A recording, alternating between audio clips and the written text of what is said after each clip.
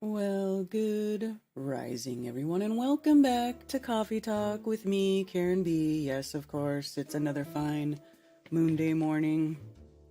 For those of you who keep the days of the week by it, and the moon today is 92% waning. We just had a full moon, so we're on our way back to a new moon phase, which is pretty cool.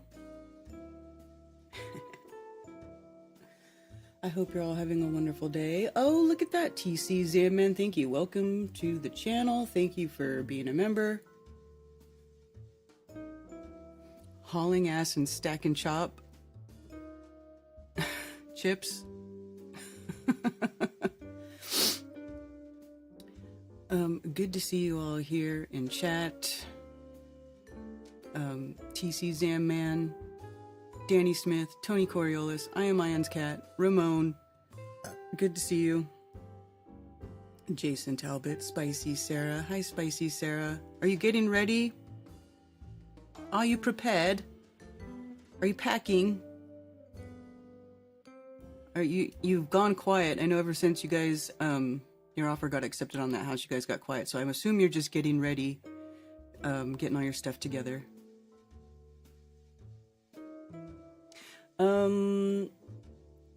Yeah, Sarah says, when is the event? We want to go. That is going to be July 10th. I'll just pull it up on the website. We'll talk about it for our local flat earthers here in the Carolina area. If you're within driving distance of Charlotte, Brian's organizing a meetup at the North Harbor Club near Lake Norman, or on Lake Norman in Davidson, North Carolina.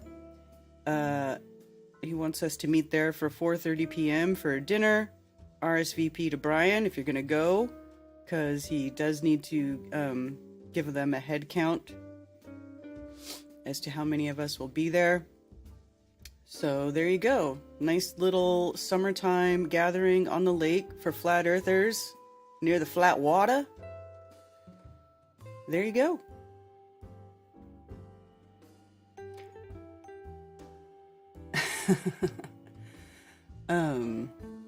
Edwin Messenger, Liz the Iron Maiden, Chi-Chi Eshagoyan,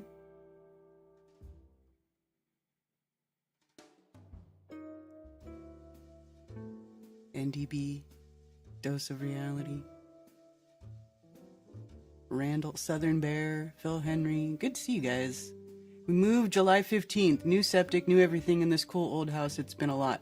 Yeah, you know, my mom's been, because my mom likes to look at real estate and stuff. She'll look at houses even if she's not house shopping. Just big into real estate type of stuff. It's interesting to look at. And she was stalking your house on the internet, and she's like, I love their house. I think it's so cute. Ew, look at the kitchen. Oh, and she's like looking at the history of it and everything. And it really is, it's a cute place. You guys are going to love, I can't wait to see it in person. It's going to be awesome. It's super cute. And whoever remodeled that house, it looks like they did a really good job. Richard B says, hi, all on book for Flatimberfest. Yay!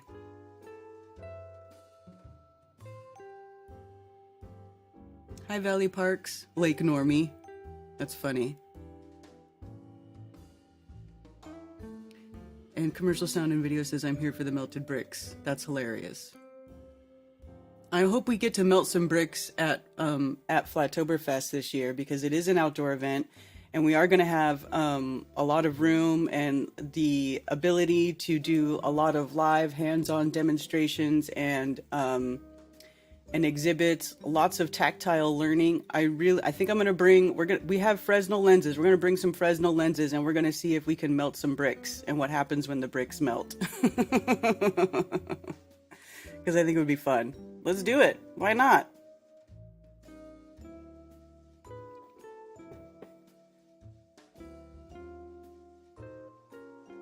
Dose of karaoke.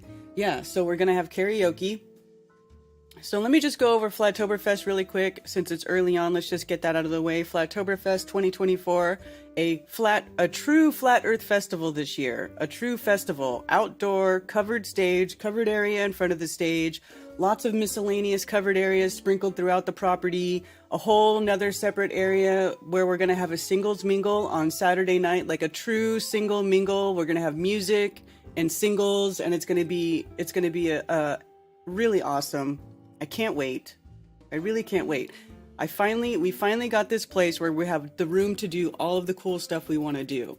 I mean, it's amazing. There's lots of room for vendors, lots of room for exhibits. Anybody who has any sort of art or any sort of learning type of exhibit, flat earth learning type of exhibit, I want you there. I want you there. You should go to flatearthfestivals.com /Flattoberfest 2024. Like, go to flatearthfestivals.com, events, click on Flattoberfest 2024. It brings you to this page. Here I've got a lot of the details typed out here for you guys for all the stuff.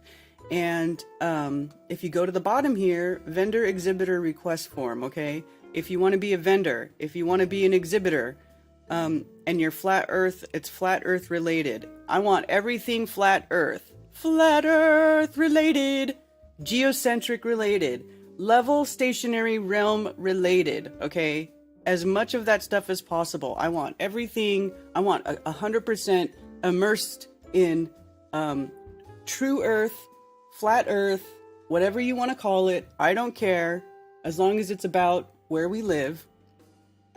And you can fill out, you just click here and it opens this thing right here, this window here. It's a little exhibitor form. Just put your name, your email, and describe what you want to do. Hit submit. It sends me an email. I'll get back to you as soon as possible. But yeah, I would love to have as many creative flat earthers and their creations, their ideas, their, all of that stuff. As much of that as possible, I want all over this property. I want you to go, just hear everybody's thoughts, ideas. Maybe we'll see things we haven't thought of before. Maybe we'll see stuff that's wrong, and that is still a learning opportunity. I really want this festival to be about learning as much as possible and discussing with other people, how this place works, what it is, how we can, what we can do to show others that we don't live on a globe, that sort of thing, right? I love all that. And also other things that are closely related as far as like improving your life, living the best life you can, taking responsibility for your personal health, taking responsibility for your entire life, and not being subjected to the slave system that has been imposed upon this beautiful realm, right? We need to start building parallel societies, parallel systems, where if you don't want to be, stuck in that totalitarian, technocratic, digital ID, track your every move sort of big brother society, you want to really live free. that is also things I like to focus on. Okay. These really important things that actually add value to your life, actually give you valuable information on, that you can use, right? I love that stuff.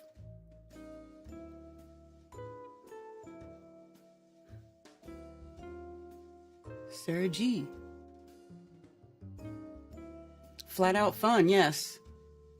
Hi, Flat Earth Andy. So yeah, we're going to have live music. Chief Crow and the Flat Earthworms is going to be there. One Big Love is going to be there. We've also got David Beverly of Jesus Freak Computer Geek. Rick Hummer is going to be there. I will be there, of course. We're also going to have a How the World Works exhibit back again with Cammie and Zach. Now, they weren't able to do the How the World Works exhibit in Vegas because it's just too far and there's too much stuff to bring. Like, it's a lot of actual physical things like Van de Graaff machines, lots of magnetic things, miroscopes, crystals, all kinds of things that show you how, that that produce optical tricks, things to show you how magnetics works, electricity works, and it's just impossible to bring all that stuff, you know, across country 2,500 miles if you don't have like a big truck and a trailer where you can put all this, you know, like we just couldn't do it. So that's another reason why I really like, I'm glad that the event is back on the East Coast this year, because we have a really good base of people here who are very experienced and knowledgeable flat earthers who've been in this for a decade or more, and we are able to put together and procure the most robust experience for people here in this area, in the Carolinas, because the group of us that are here. So that is what you can look forward to. You can camp on site at the festival. Okay, there are camping tickets and there are non-camping tickets. If you don't want to camp, you don't have to. There are hotels nearby. You are going to need a vehicle to get back and forth from your hotel to the venue, or you can use Uber. But there are hotels and stuff at least one exit away. If you want to go out a little bit further, there's a lot more choices as far as hotels go. And of course, you can always do Airbnb. You know, people always kind of figure out whatever they're going to do, and it all works out. But there's lots of room for camping. So if you want to be a camper, you got to get a camping ticket, and then you'll have the pass to stay on site for the weekend. We are going to have food vendors there, cooking food, you know, and stuff the whole weekend. You can also bring a cooler, bring your food in, pack it out. The only thing that this place doesn't really like is glass, and I don't blame them for that, because who needs a bunch of broken glass all over the wooded area? I wouldn't want it either. So they don't want glass, and no distilled alcohol unless served by a licensed vendor. However, if you are discreet and you put it in a flask and you put it in your pocket, I'm sure nobody's going to say anything to you. Just don't be a jerk about it. Don't be unreasonable, you know? You guys know how it is. And usually our group is really good. We hardly ever have any issues. And I think this is just a great opportunity for everybody to be together in one spot. There's, you know, you can be loud, you can talk. The only thing they don't want is obviously amplified music, you know, past a certain time at night, because there are people that live next to the property, which is reasonable. But all day, all night, wandering free in like a 55 acres of flat earth heaven, it's going to be amazing.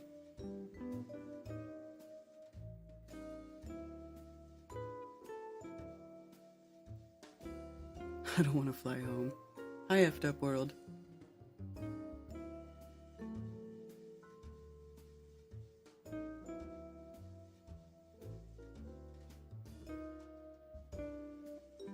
How about toilet facilities? Yes, there will be toilets there, porta potties. They're gonna have porta potty stations. It's actually pretty decent as far as like a camp goes. They have a decent porta potty situation going on there. They don't have showers though.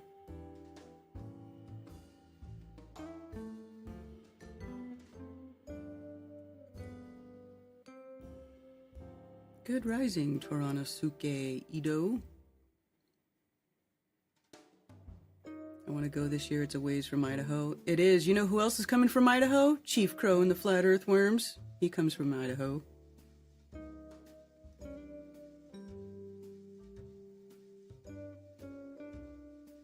Yeah.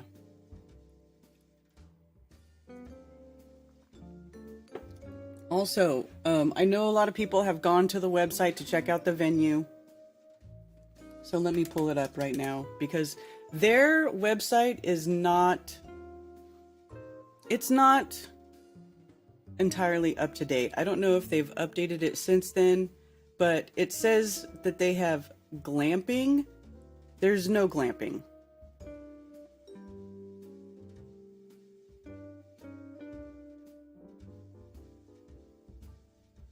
See, what is glamping? Glamorous camping or glamping at the Music Camp outdoor events venue is an experience you'll remember for a lifetime. Imagine camping in one of the most beautiful spots in upstate South Carolina with luxury amenities and resort-style services. Your 12 by 14 wall tent will be perched on a viewing platform above the rapids of the Pacolet River. It's just a short stroll from the reception grounds. Now, here's the thing. They've got one glamping site, and this is it. And it's typically used for weddings, right? So if you're having they do a lot of weddings. They have one little glamping spot, and it's used for weddings. So when you guys go here and it says, what is glamping? You know, this is like, they don't even, you know, that's it. And there's not going to be any glamping at the event. It's going to be straight up camping. Okay, only. Regular camping, dry camping. If you want to bring an RV, you're going to have to email me because there are very, very limited RV spots available. So if you want an RV, you have to email me, flatearthfestivals@protonmail.com, and we'll discuss it. I need to, I just have to ask you some questions and blah, blah, blah. So there's that. But as far as regular camping goes, there's a lot of space. There's a quiet camping area for people who want to camp with the family. Now you can see there's all these various covered areas all over the place. There's the big main stage that is in the main area. And then in different spots all around the property, there's these other different separate areas so it's really like a wonderland. This property, the way they have it set up, it's very similar to where you might see like a Renaissance fair going on.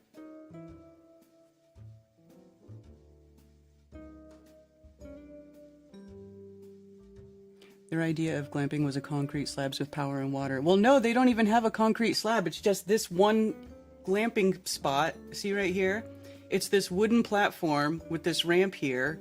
And what they do is they set up the tent with everything inside of it for you, and that's their glamping spot. But yeah, they don't even, it's not even on concrete. It's a wooden platform here. That's the one spot. So, and it's not being used for glamping during the event. I'm renting out the whole place. Okay? So don't be trying to call the music camp and be like, hey, I want that glamping spot for this weekend, because I rented the place. I have rented out the entire venue for that weekend, so you can't like bypass me and try to get it. Nobody's glamping, okay? You're gonna have to do regular camping, pack it in, pack it out. You could bring your vehicle on the property. You know, they just don't want you cruising. So if you do camp there and you bring your vehicle on the property and you have it parked next to your campsite, you pretty much got to leave it there unless you're gonna leave and come back or whatever. But you can't just take your car and start cruising around the property and kicking up dust and getting in everybody's way and causing some weird situation. So, you can bring your stuff on the property. You just gotta be reasonable about it. It'll be fine. Glamp D's. It is a beautiful spot. Yeah, gazebos with power and light everywhere. There's different stages.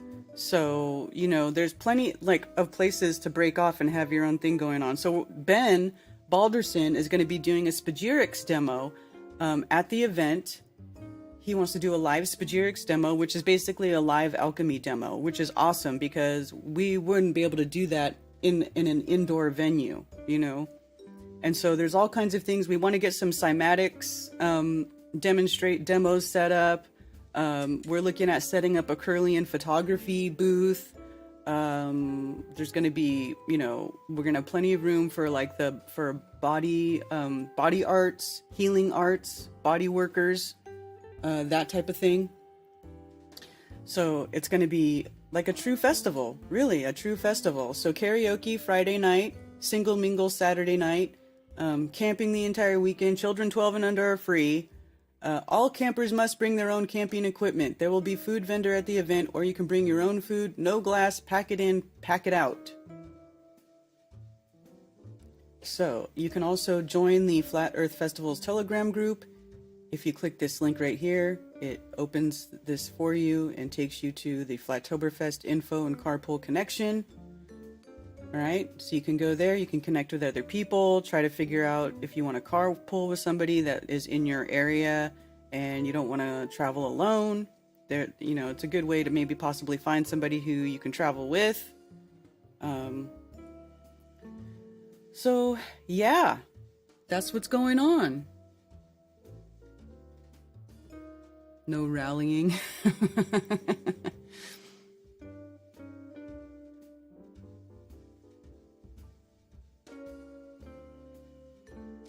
The glamp down. I know. It's just regular camping. Who needs a porta potty? You're camping? Because those people I don't think want you people shitting all over the property. So please, when you go to the bathroom, use the porta potty. You know, they don't want you messing with it.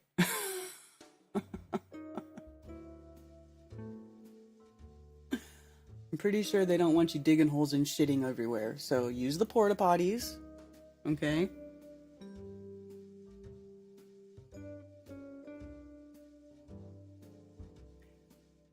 The builds are old, old town. What are you talking about? I don't mind talking about old stuff. I just get annoyed when people make up fantasy stories that have no proof or backing about the old stuff.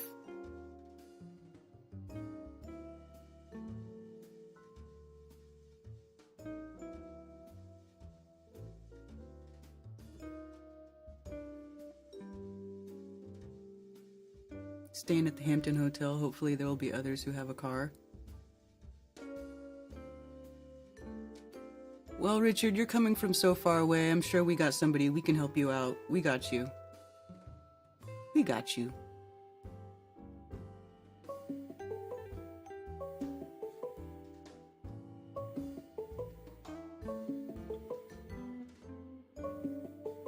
I gotta fix my sound. Hold on, person.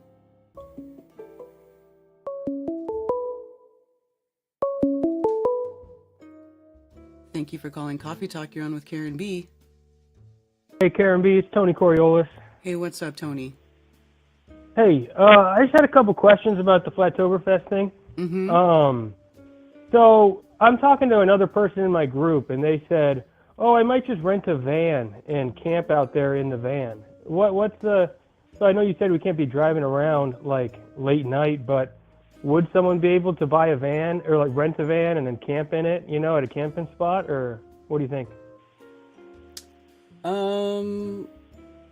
I guess so.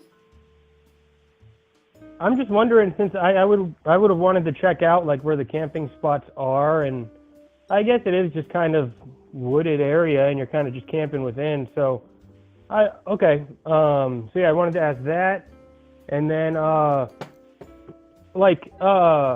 guess like coolers and stuff, like you're allowed to just buy cases of beer and then like, you know, be drinking out there like you would for camping. You can bring beer. They just don't want glass. Yes. Okay, yeah, I got that. Yeah, does that make sense? You can bring your own stuff. They just don't want glass everywhere, and you got to clean up after yourself. It's just like any other place that you would camp. You know, they want you to clean up after yourself. Totally. I hear you. And then, as you said, it's bring your own camping stuff, which is why if I'm flying across country bringing camping stuff, I may just do hotel. But so I got a camping ticket, and I might do hotel. Okay. So I would just still want, I mean, I could maybe just be out there having a good time and end up camping out there or something. Maybe I'll just bring like a hammock, but do they not want hammocks on trees? I know in my park that's a rule that we got, no hammocks on trees. What do you think? Actually, I don't know about that. I don't even recall talking about that, but that's a good question. I'll find out. I will ask about hammocks. Sounds good. I'll write that down so I don't forget. I figure I'm probably going to do a hotel, and then if it is really fun, you know, or something, I'll hammock it in a tree around all these cool people. So I'm excited, and yeah, I'll be listening to if I hear any update on that. Yeah, so hammocks on trees. Let me ask. Okay. I'm just going to write it down so I don't forget. Yeah, perfect. And okay, yeah, just looking forward to it. I bought my ticket already, and I'm gonna plan everything else out this week. So, see everyone out there. Okay. All And right, peace out. all right. Later, Yeah, Tony. later. So there you go. Do we need to provide proof of vaccination? Come on, Butter. No. You could buy a nice tent and gear for cheaper than a hotel. Getting it back home is a different story. Yeah. I mean, I won't be staying there because the venue's only going to be, it's only 30 minutes from my house. So I'm just going to stay at home. I'm going to come back and sleep at home and then go back in the morning. Because it ain't no secret, I need to sleep at night. So, especially if I'm going to be working, you know, every time when I'm there, I'm basically on duty. I'm, you know, being asked a million questions and I'm trying to make sure everything's run smoothly. So I'm basically working the entire time the event's going on. So I need to have my sleep. However, I mean, I got some camping gear. Maybe, Tony, if you need camping gear, I can let you borrow mine. And then you don't have to worry about buying it. But, you know, we'll see how it goes. Just,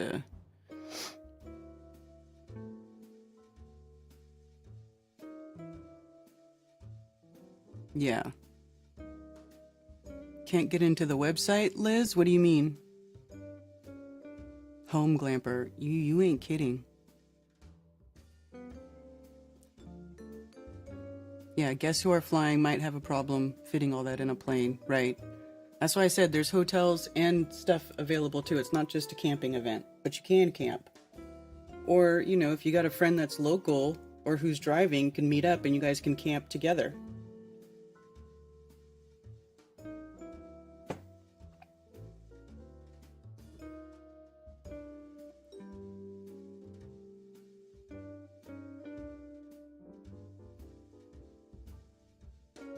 And the weather at that time is usually pretty good.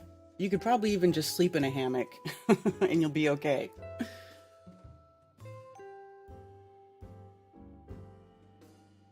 For what website? For my website?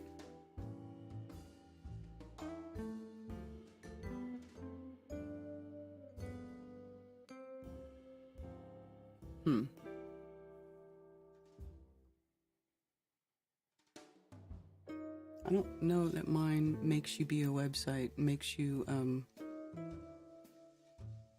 verifying as human. Are you talking about the Telegram group? Maybe it's the Telegram group.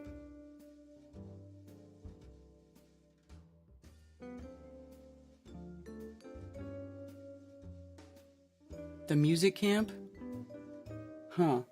I don't know why you would have to be verified as a human. You should just have to look at it. So let's see, let me pull up the photo tour. See, they only have this map of their area. So this is the Greenfield stage is the main stage right here. And then this is the covered area in front of the stage.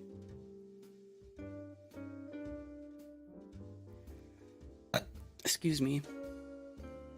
And then so we'll have they've got different porta potty areas. You see the little bathroom areas.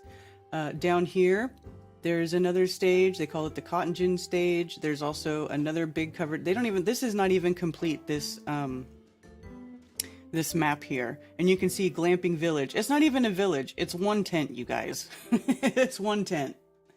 But they have different places where it's like river reception, forest ceremony. They have all these different little areas all over the place to have like little break-off discussion groups, sessions, whatever. If you guys want to bring, you know, instruments, guitars, drums, you could even do a drum circle if you wanted to get like fully hippied out and do that. It's cool. So there's this big field that is up above the stage, and there's tons of room for parking up here. And then scattered throughout these little these areas here in the trees, there's tons of camping spots. So, and then this river, the Pacolet River, goes all the way around the property. So here's the entrance, and then you go around and you come in, and you're like, it's like, and you're like in another world. You're like, you know, in the woods, in the forest. It's really cool. I wish they had more pictures here, but they don't. I have some pictures that I took that I can show you that from when I went there.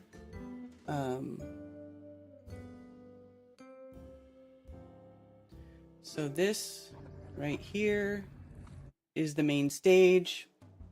You'll see there's like this boat. There's this big boat parked next to the stage. This boat doesn't move.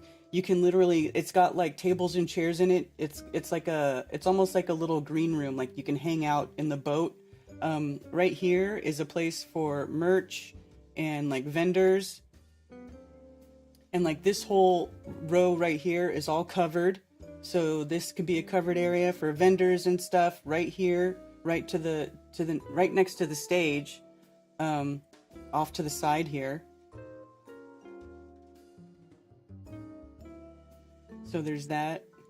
Yeah, and you can see, so this is a big stage. It's a 20 by 50 stage. Okay. And then on the other side of the stage, this is the covered area that is in front of the stage. So there's like tables and chairs under here. There's a little ultralight plane bolted to the top of this roof.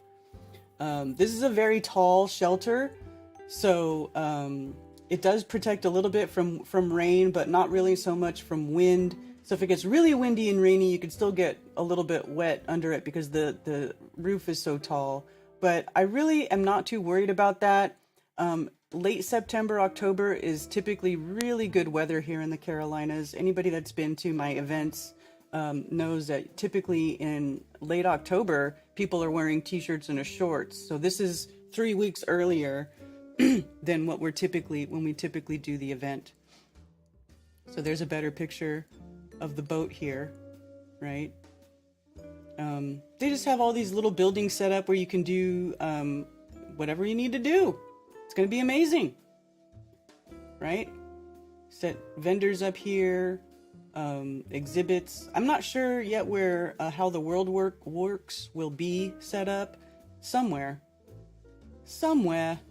There's the shelter. Another view of the shelter. Okay, so like right here, this is that big field right behind the shelter, right?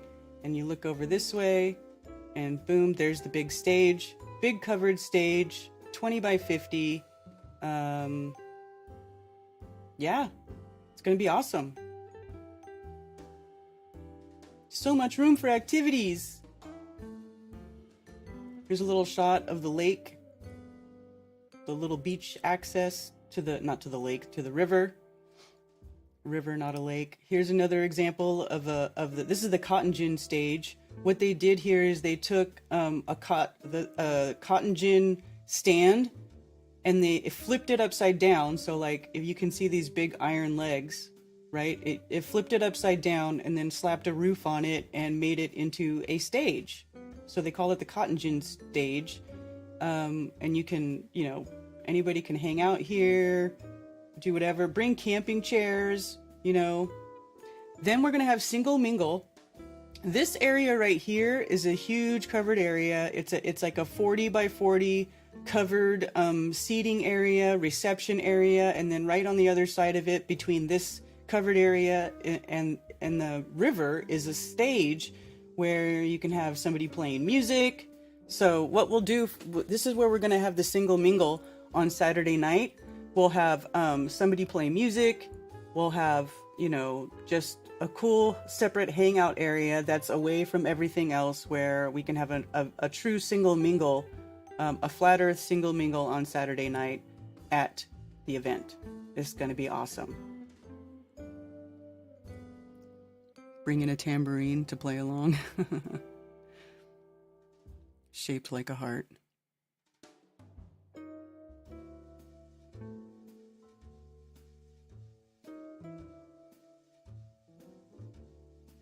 Is this place native owned? No, it's owned by this really cool older dude The people there are they're really cool. He's lived here for a long time. He's had the property for a long time.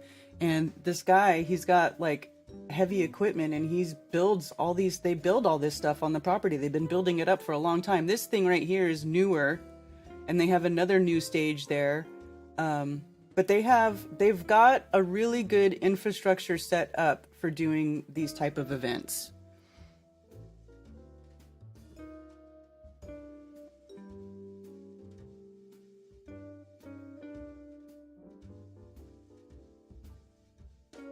Old Deadhead, yeah. They really are. It's really a cool place.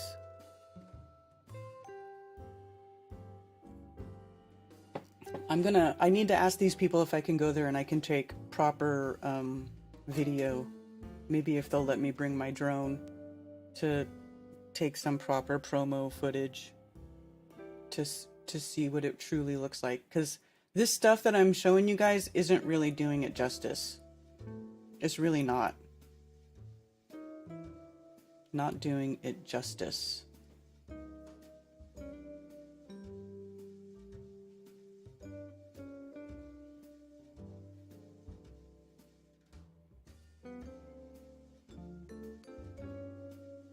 So there's FAQ here, basically tells you here's rules of the music camp. Music camp is accessible.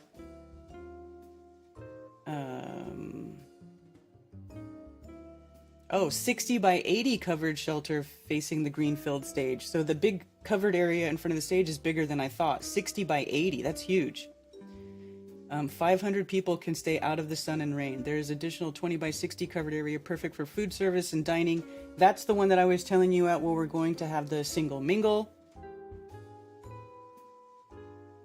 Or no, 40 by 40 is where we're going to have the single mingle.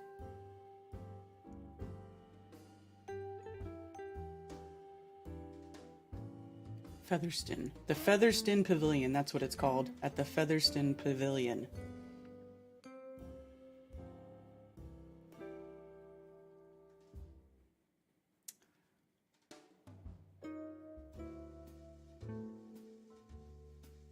So you can see they have had a lot of live music events at this place.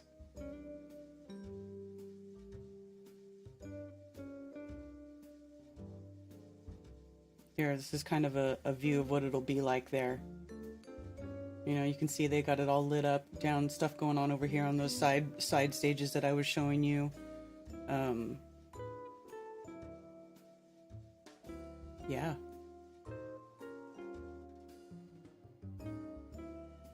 So here you go, this picture of people in front of the stage.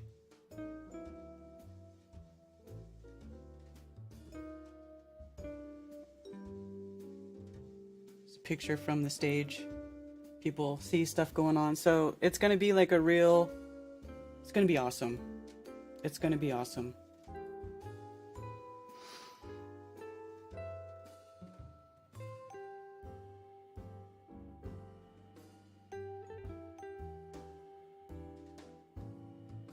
$28 day of money. What you talking about, Underground? Are you doing the numerology on my event?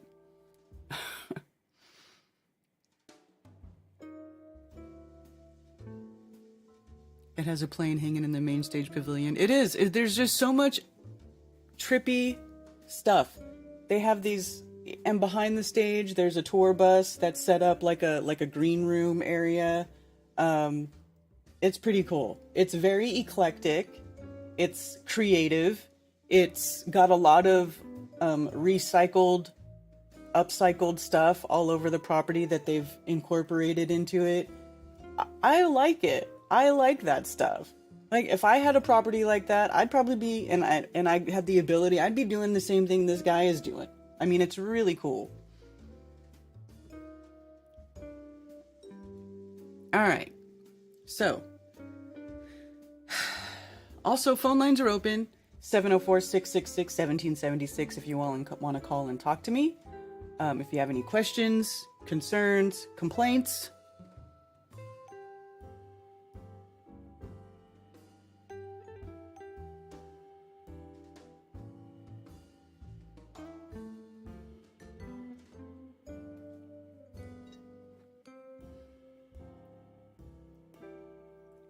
I'm curious, what did the owners say when we heard we were a Flat Earth Festival? They didn't care. They just, the one guy, okay, the guy who showed me and Cammy around the property, he's not the owner, but he's like, he helps the owner, right? Like he manages all the events. He's like the event manager or property manager or whatever you want to call it for the venue. And we told him what we were, and he was like, oh, really? He's like, and he says, oh, you know, he started making jokes. He said, oh, flat earthers, they got offices all around the globe. Like, he started telling those jokes, right? And we just laughed because we hear that stuff all the time. We don't care, right? We have a good sense of humor about ourselves. And then after he made a joke, he's like, actually, I got a couple of flat earth friends. You know, and we were like, oh, really? You know, so, you know, look, it's not a big deal so much anymore. They don't really care if you're a flat earther. They just, you know, they really don't care. It's not that big of a deal. And these guys are like, you know, they do music festivals and they're deadheads and they're all into, you know, I'm sure they've seen much, much worse than a bunch of flat earthers, you know. So, and then after we had hung out with him for a while and talked about it, he was like, this could be really cool, you know? So they have a totally good attitude about it. In fact, there's this area behind the stage. Everybody who plays at the music camp signs the back of the stage. And we were back there looking at everybody, all the writing on the back of the stage wall. And Cammie says, so if we do our event here, do the flat earthers get to sign the wall? And he said, oh yes, we'll ask you to, you know? So they're totally fine with it. It's going to be great. It's going to be really great.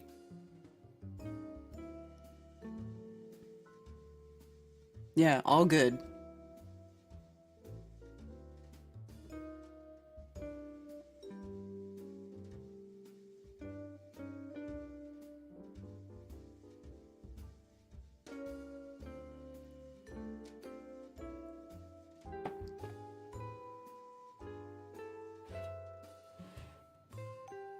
All right.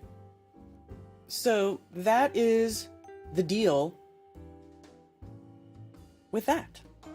All right.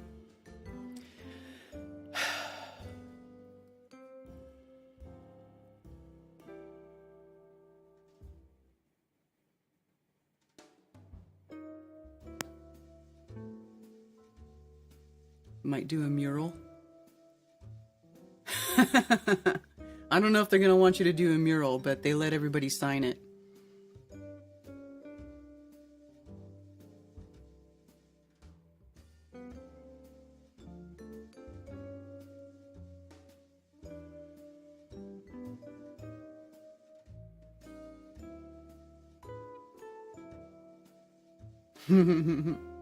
Yeah, so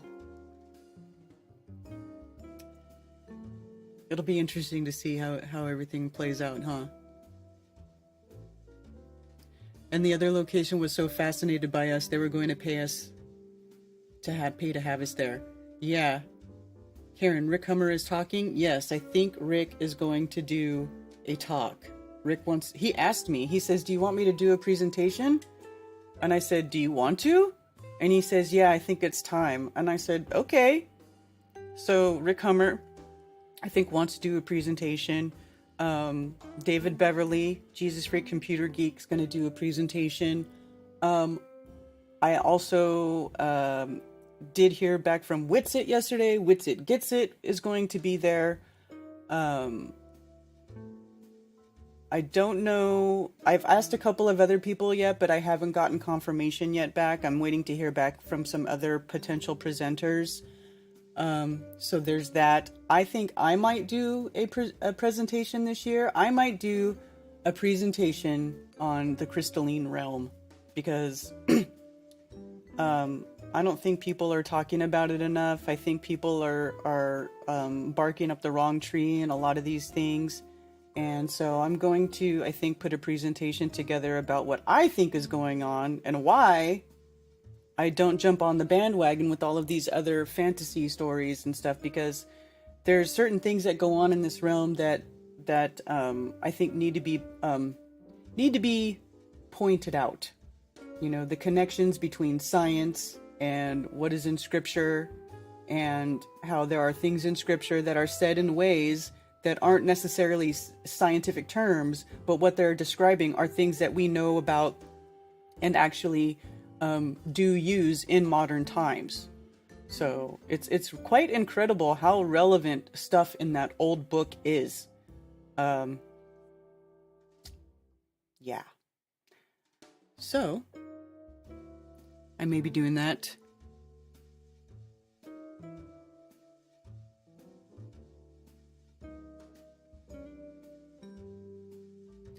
I am born 17th. I need money to function and be healthy. It is just the nature of the 8.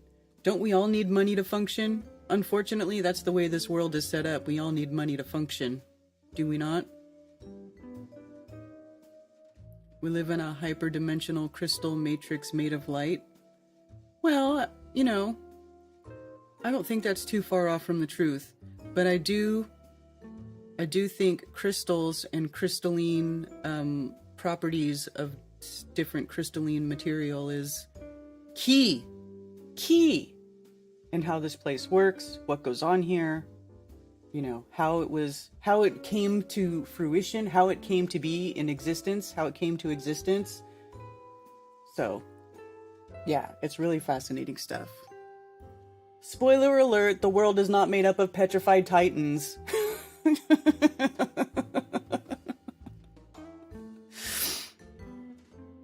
8 is the infinity. Yes, 8 is infinity, sideways. It's also the center of a toroid. If you take a toroid and you cut it in half, you'll see that infinity symbol. And actually that motion of the infinity symbol is a magnetic, that is one of the motions inside of a magnetic field. Infinite, reciprocal motion. So, yeah. 8 is a great number. It's one of my favorite numbers.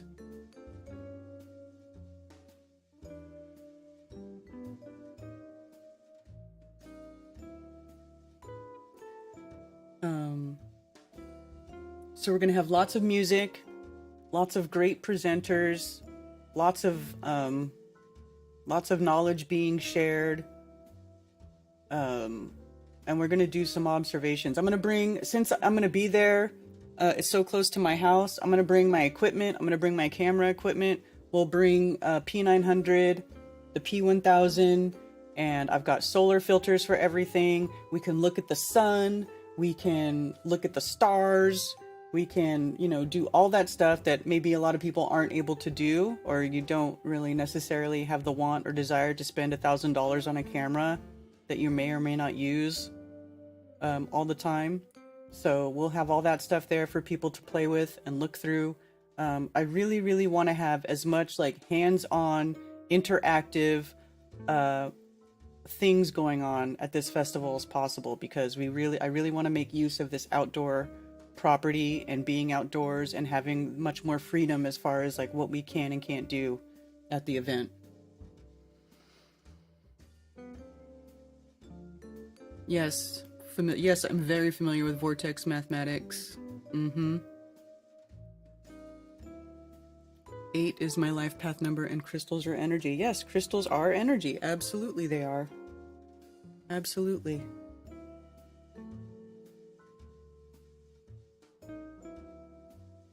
Did you get notified today, Crazy Cat Lady Crystals?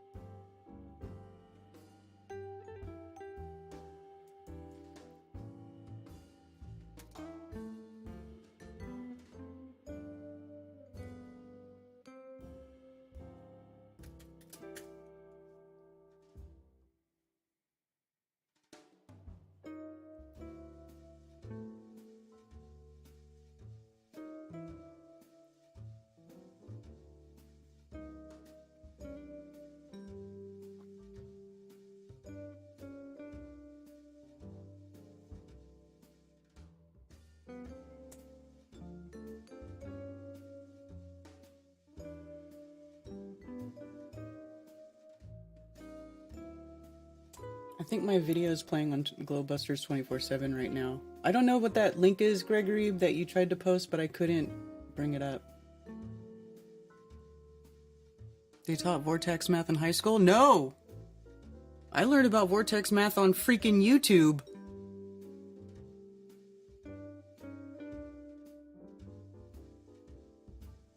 Boston Ray is talking shit. Don't believe him.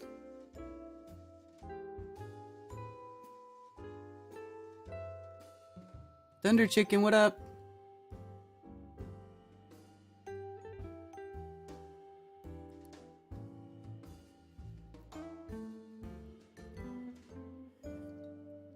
All right. So, there's some stuff that I wanted to talk about today. A couple of things that came up.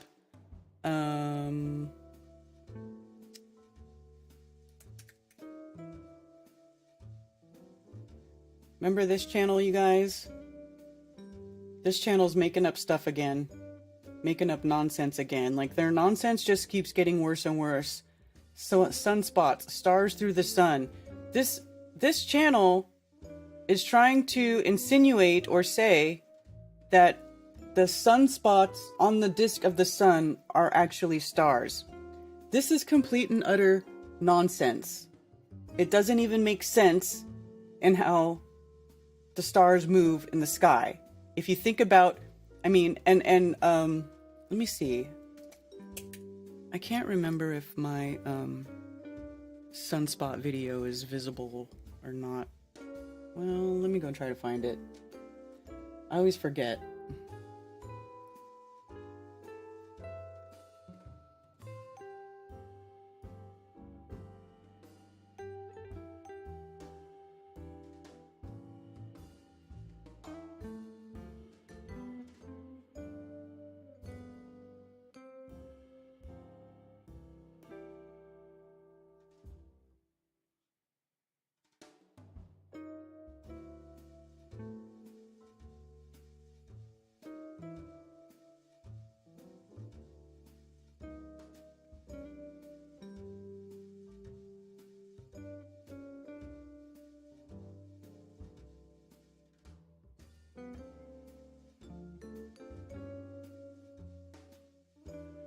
My sunspot video still on my channel?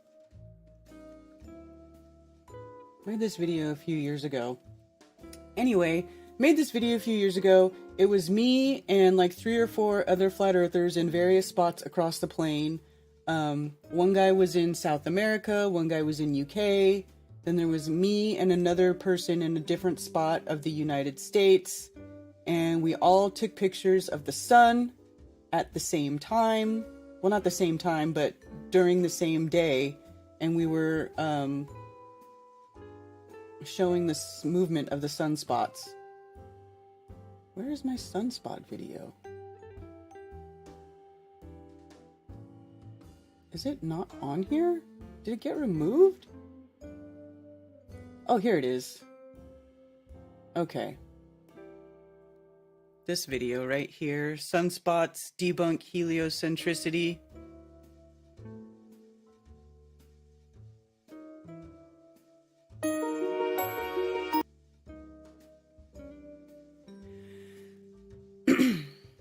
Today, I want to talk about the sun.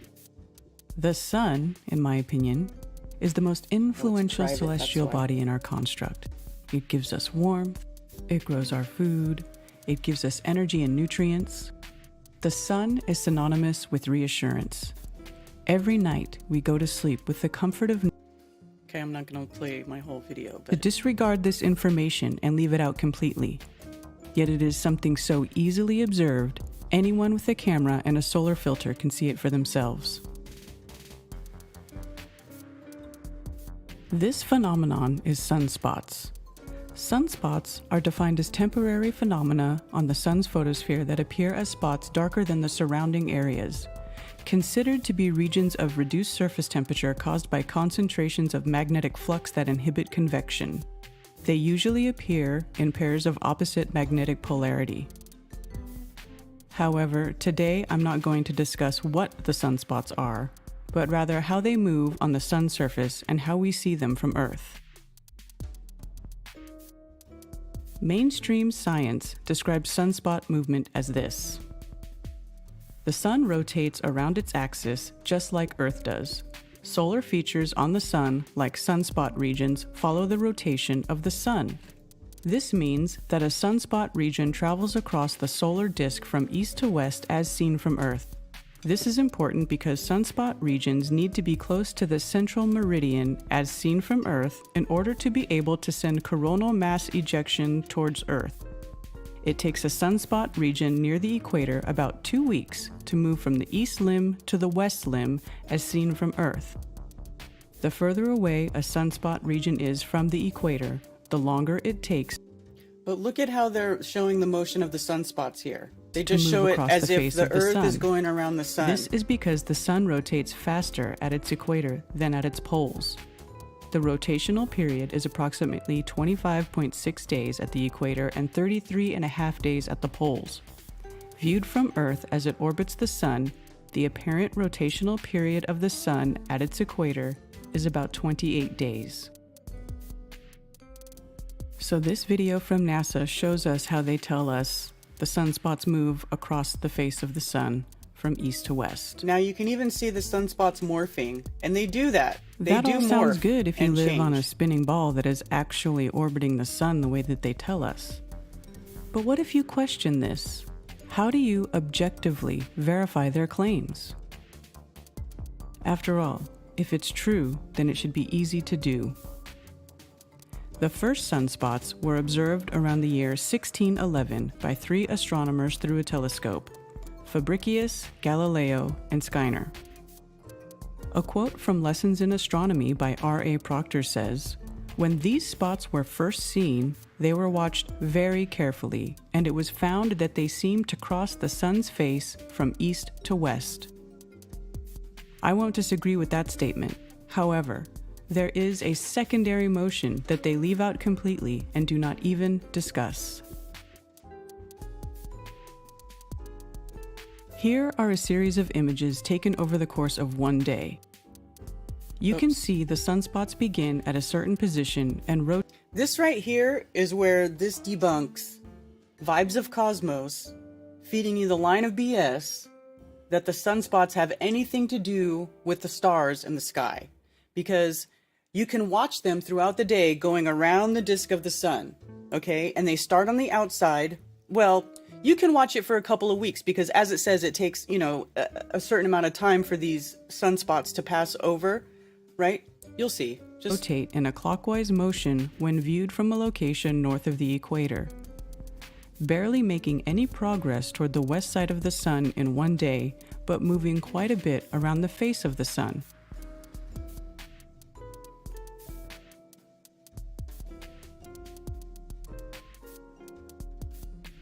We see here the spots rotate 105 degrees in the time frame of this series of photos, which is 4 hours and 9 minutes in a clockwise motion.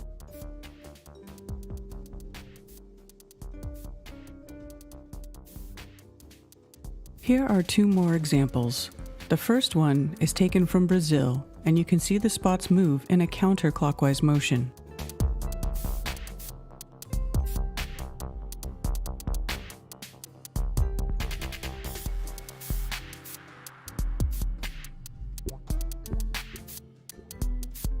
The spots have moved 106 degrees over the course of 4 hours and 56 minutes.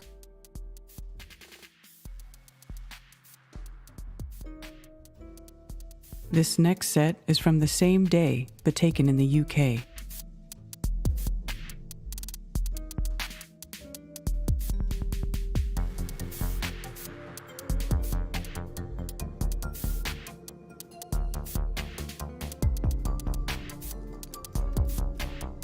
Here you can see the spots have only moved 32 degrees over the course of 6 hours. Are you beginning to see the discrepancy with what we are told and what we see? Well, it gets better. This next set of images were taken by myself during the same day, August 6, 2017. The movement I recorded in my photos was so perplexing to me, I had to check my photos and timestamps multiple times to make sure it was correct. Yeah, this is it. Okay, so what happens when you watch the sunspots, if you observe sunspots on the disk of the sun and you watch them throughout the week. So the best way to really track the sunspots is to take a photo of the sun with the solar filter once an hour throughout the day, and then you do it for like a week, and you'll see that the sunspots start on the outer edge of the disk of the sun and they spiral in, and then they go inside and they do this weird movement on the inside for a minute, and then they start spiraling back out again, and then they go away. Now, when the sunspots get to the center is when they start doing weird shit.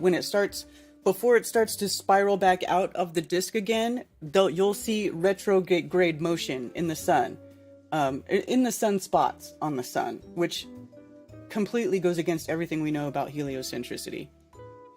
I double, triple, Earth doesn't quadruple spin checked backwards, does these it? photos. I can't explain it, but this is what I observed, so this is what I'm presenting. The sunspots seem to make a retrograde motion in. So you'll see, I did this line, right? So it goes from here to over here, then back here and back this way again. So the sunspots go forward and backwards. This set of images. The spot's final movement is 60 degrees in 6 hours from my location. I knew Anderson wasn't too far off from my time, so I checked his photos against mine. He is 1 hour ahead of me at UTC-3. There is very little movement between his last two photos, and this is the same time I start to see backwards movement in my photos. It looks like he took his last photo right before he would have seen the same backwards motion in the spots. So unfortunately, he did not see the same thing I did, but it's very interesting though, you know? You can't explain that stuff in a heliocentric model. Retrograde mode, yes it does. In the week leading Isabella up to the Live. solar eclipse, the sun had many spot groups appear. This is my documentation of the sunspots in the days leading up to the eclipse on August 21st, 2017. Yeah, I did this leading up to Watch the closely. eclipse. When the spots get to the center of the sun, you will notice that similar erratic movement occurs as to what we saw on August 6th.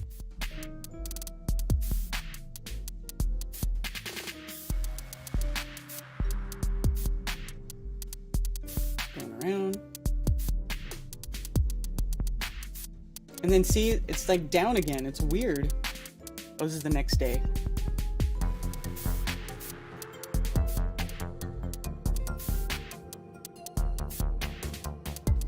And you can see once it gets in the middle, they don't move quite as much, or it's like different. It's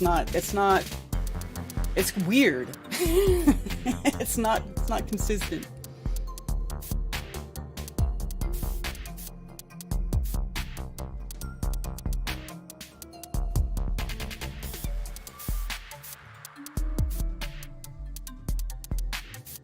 So, and then these little arrows at the end are showing the movements. I was putting the, oh man, let me pause it again right at the right spot. Okay, so here, I'm just showing you how they move, you know. It's weird. It's like here it goes in and then up instead of just around. You know, once they get to the center, they start to have these weird sort of jittery movements. Hey, Richard B, thank you for gifting 5 memberships. I want to take a minute to go over these 4 appreciate slides you. from August 20th, 2017. Between 9 and 10 a.m., the spots move closer to the center of the disk without rotating. Between 10 and 11, the spots make a very slight counterclockwise motion. Then, between 11 and 12, they begin to move clockwise again. See, they're kind of going like on the same day. But then they tell you, oh, well, you're looking at it wrong. Blah, blah, blah, blah, blah. No, we're looking at it just fine. They have to give you some weird, complex explanation as to why This you would next see this study on a is spinning a series globe. of photos taken over the course of 10 days. This set is particularly interesting because you can watch the spots morph and change size as they progress through the cycle. Here, the spiraling motion, which clearly echoes the Fibonacci spiral, can be easily seen as they start on the outside, spiral in, and then spiral back out again.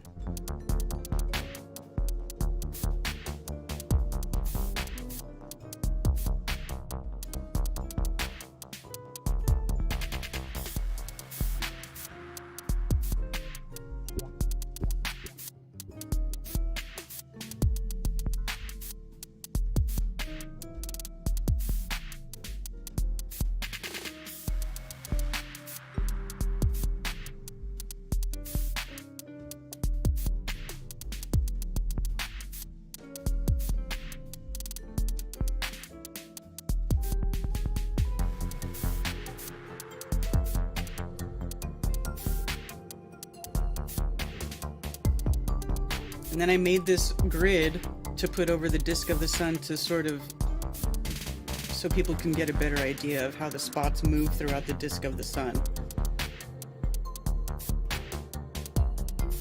They go in, into the middle, and then back out again.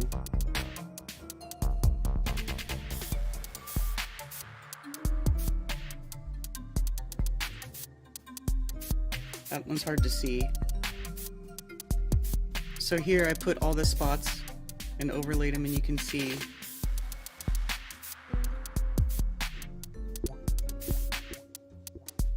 The only excuse I've heard from heliocentric believers is that you need an equatorial mount to compensate for the Earth's rotation. Okay, so let's look at what an equatorial mount is. An equatorial mount is a mount for instruments that compensates for the Earth's rotation by having one rotational axis parallel to the Earth's axis of rotation. One rotational axis. That means that it tracks objects through the sky. So it would have to be turning on two axes in order to compensate for the spiraling motion of the spots throughout the day.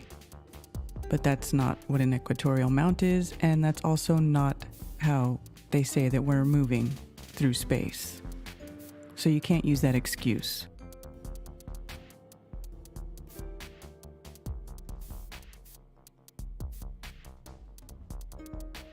Chris Monk Seeley made this 3D model to help illustrate that this shouldn't be possible to witness on a spinning ball Earth that is orbiting the sun's equator. The camera is fixed on the sun from the observer's location in Brazil.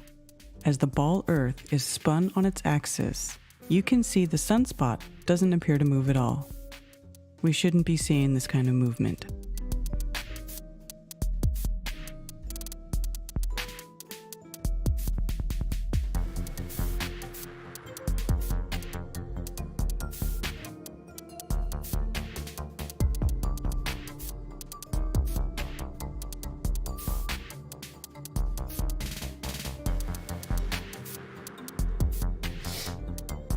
Here is another model where the ecliptic is shown in relation to what the observer should see from the ball Earth's surface as the day progresses.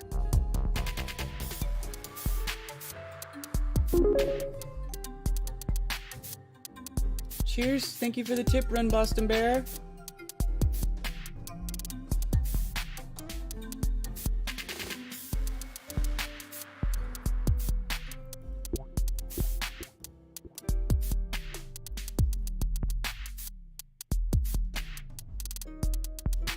Yeah, so sunspots definitely debunk heliocentricity. They're not stars. Like, literally, if they were stars, you would have to, what kind of motion would you have to have? Like, that would mean that the stars not only go around in the sky, but they also spiral like this, right? Because they'd have to be following that spiraling motion that's happening on the sun. So if we observe sunspots on the sun and we can watch them spiral around, do the stars make tight little spirals like that around the... No, they don't.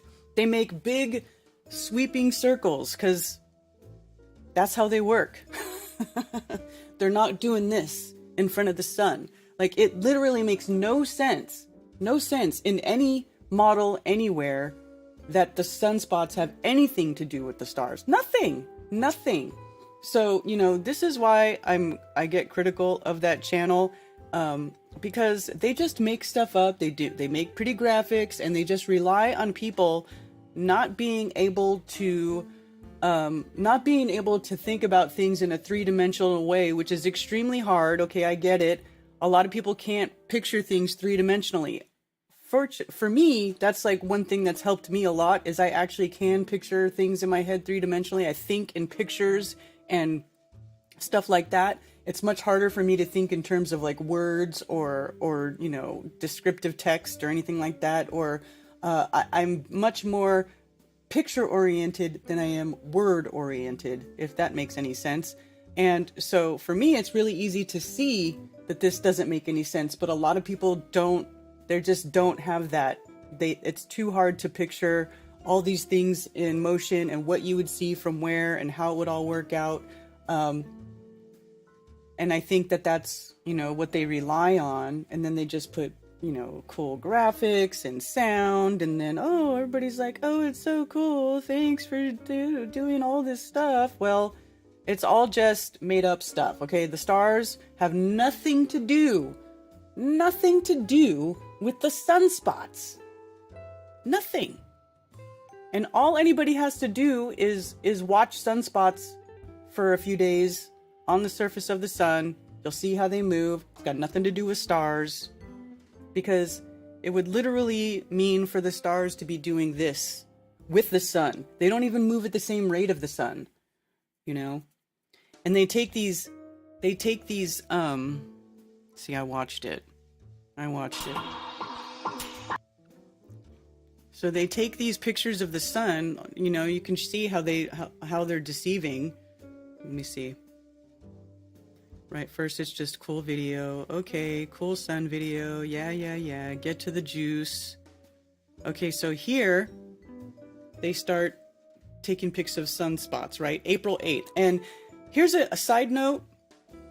Whenever there's an eclipse, there's a lot of sunspots. So like, I don't know what the sunspot situation is on the sun right now. I think it does still have spots, but around eclipse time, it seems like there will be more sunspot activity on the sun than when not. So like 2017, when me and those other people recorded all those sunspot pictures and I made that sunspot video, or 2017, that was right before the eclipse and there was a lot of sunspot activity.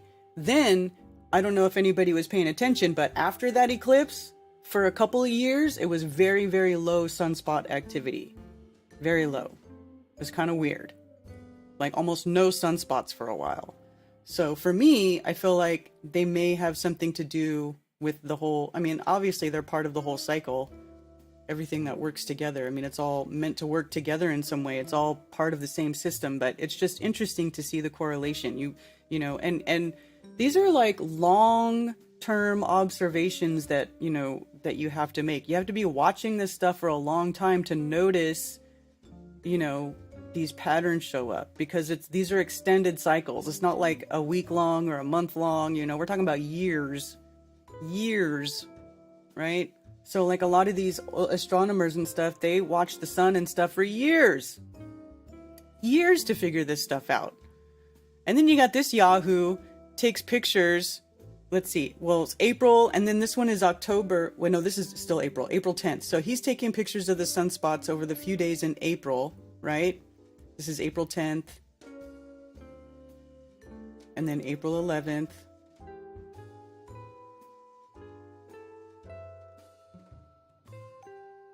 And they're not even consistent. It's not like every hour. They seem kind of random at random times, right?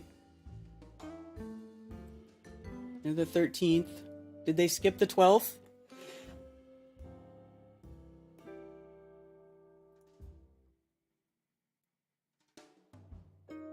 Okay, so they have all these sunspot pictures of the sun, right? Cool. But they're not putting any grids on it.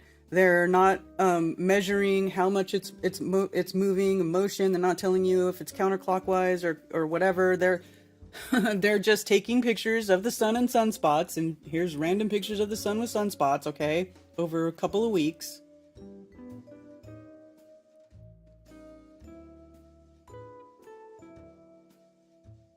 And I don't know what they're doing there. Oh, so now here they're going to take their pictures, right? Morning suns. And they're going to stack their sun pictures, right? And they're not even all the same size. This one is smaller than that one, is bigger than this one, is smaller than that one, right?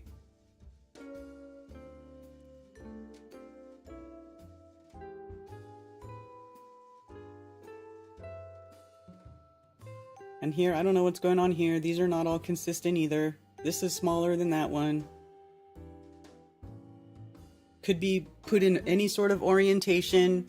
They're not even telling you whether or not it's the same orientation that they took the pictures in. They could be rotating these suns to make these patterns. You don't know. You don't know what they're doing. All of this is manipulation. And so then what? These are supposed to be stars in the constellation? What? Wait. What? Why'd they disappear?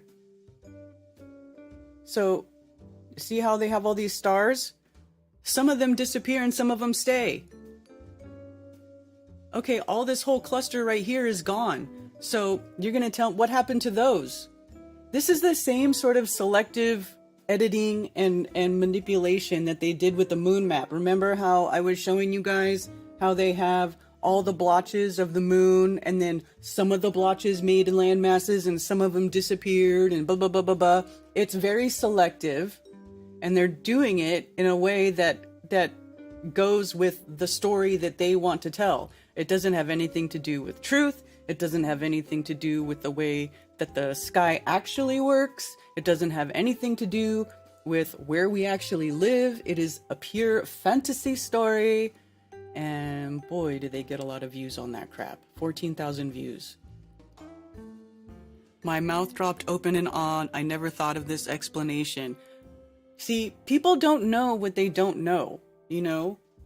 Jaw-dropping revelation. No, it's not jaw-dropping. It's bullshit. It's complete fabricated bullshit. Manipulation. And you know, it really makes me sad that people are being deceived by this stuff, you know? And this isn't, you know, this isn't the only subject in which this happens in, but this is just, you know, it just goes to show, one, people do not look up in the sky. People do not understand anything about what goes on in the sky. And when they see a video put together with cool music and cool graphics, they think, oh, this is so eye-opening. Oh, so much truth and discovery. No. No. Just no. So, I just wanted to share that with you guys. I guess my video was set to private. I made it public, so you can go check it out again.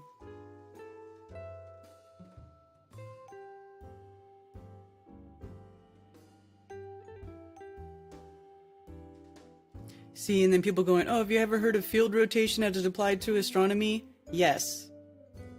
And it works on the flat earth, my friend. See, look at all the hater comments under here. Do you know what an equatorial mount is? 2 words, field rotation. But see, that doesn't explain the retrograde motion of the sunspots. It doesn't explain the spiraling in and the spiraling out when they tell you that the sunspots only exist on the equator part of the sun. That's why I put in the beginning of the video. You can go look it up. They tell you, this is the sunspot region of the sun, and it's the thickest band around the equator of the sun, and that's where they tell you the sunspots happen. But they spiral. It just doesn't make sense. There's no, you cannot, they can try to tell you field rotation, equatorial mount, blah, blah, blah. For me, as someone who has the ability to think in 3D and visualize these things, plus we modeled it, it don't work. Sunspots do not. Sunspots debunk heliocentricity. It's one of the proofs.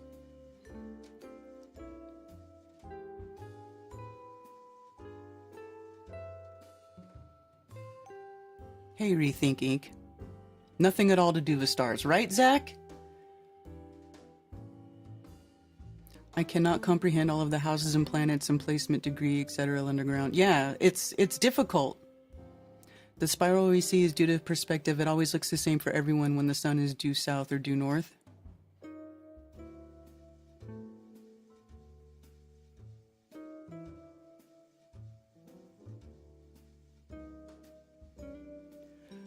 From the polls, the sunspots are claimed not to rotate. We tried to get unedited data from observatories, but they wouldn't give it to us, right? And remember a while ago too, Zach, when that one sun observatory in New Mexico got shut down?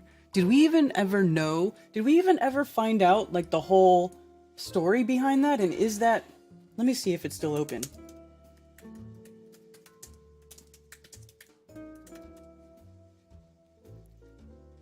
Sunspot Solar Observatory, New Mexico. This place. Remember when it got shut down, there was like all this stuff with helicopters going in and ba-ba-ba-ba-ba. This place.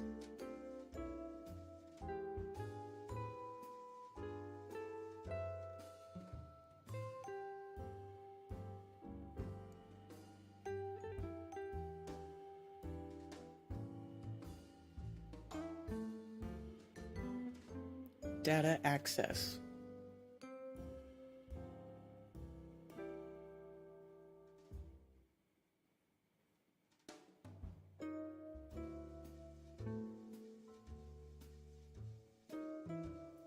Yeah, they don't want to.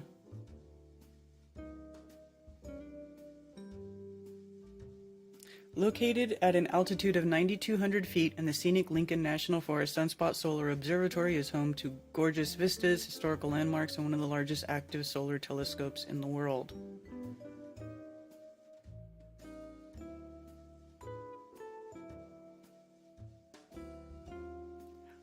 How do we get data access?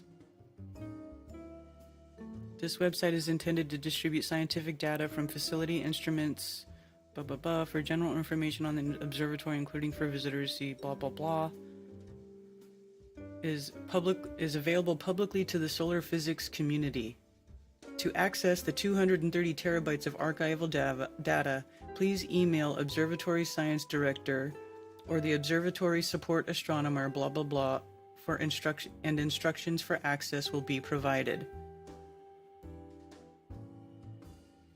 We need to, did we try to request this from them? 230 terabytes of data? Zach? We need to send a request here. Do you think they'll give it to us? It says it's publicly available to the solar physics community. So what does that mean? What is the solar physics community?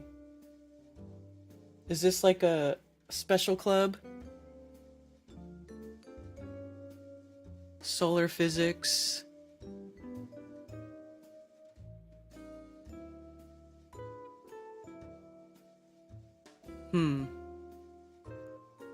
How do you identify as somebody from the solar physics community?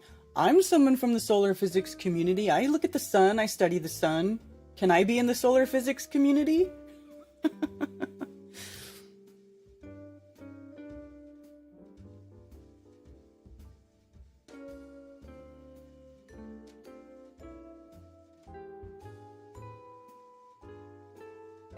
Are you guys talking about numbers? Is everybody going off about numerology? The Solar 33 Club? Is that the observatory where the entire surrounding town was also evacuated? I think so!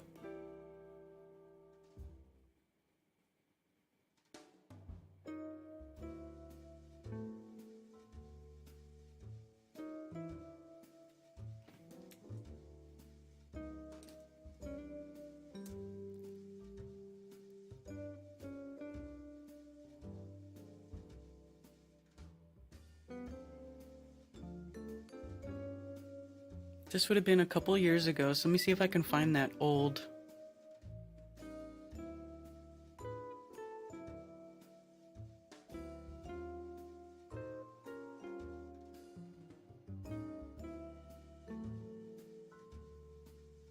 Boy, it's not even bringing it up. Let me see.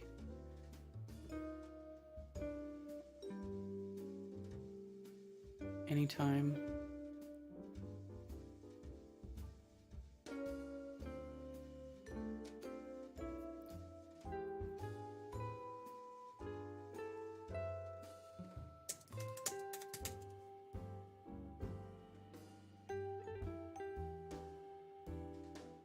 Did that get scrubbed from the internet? That's weird. Do you guys remember that happening, right? It was a few years ago.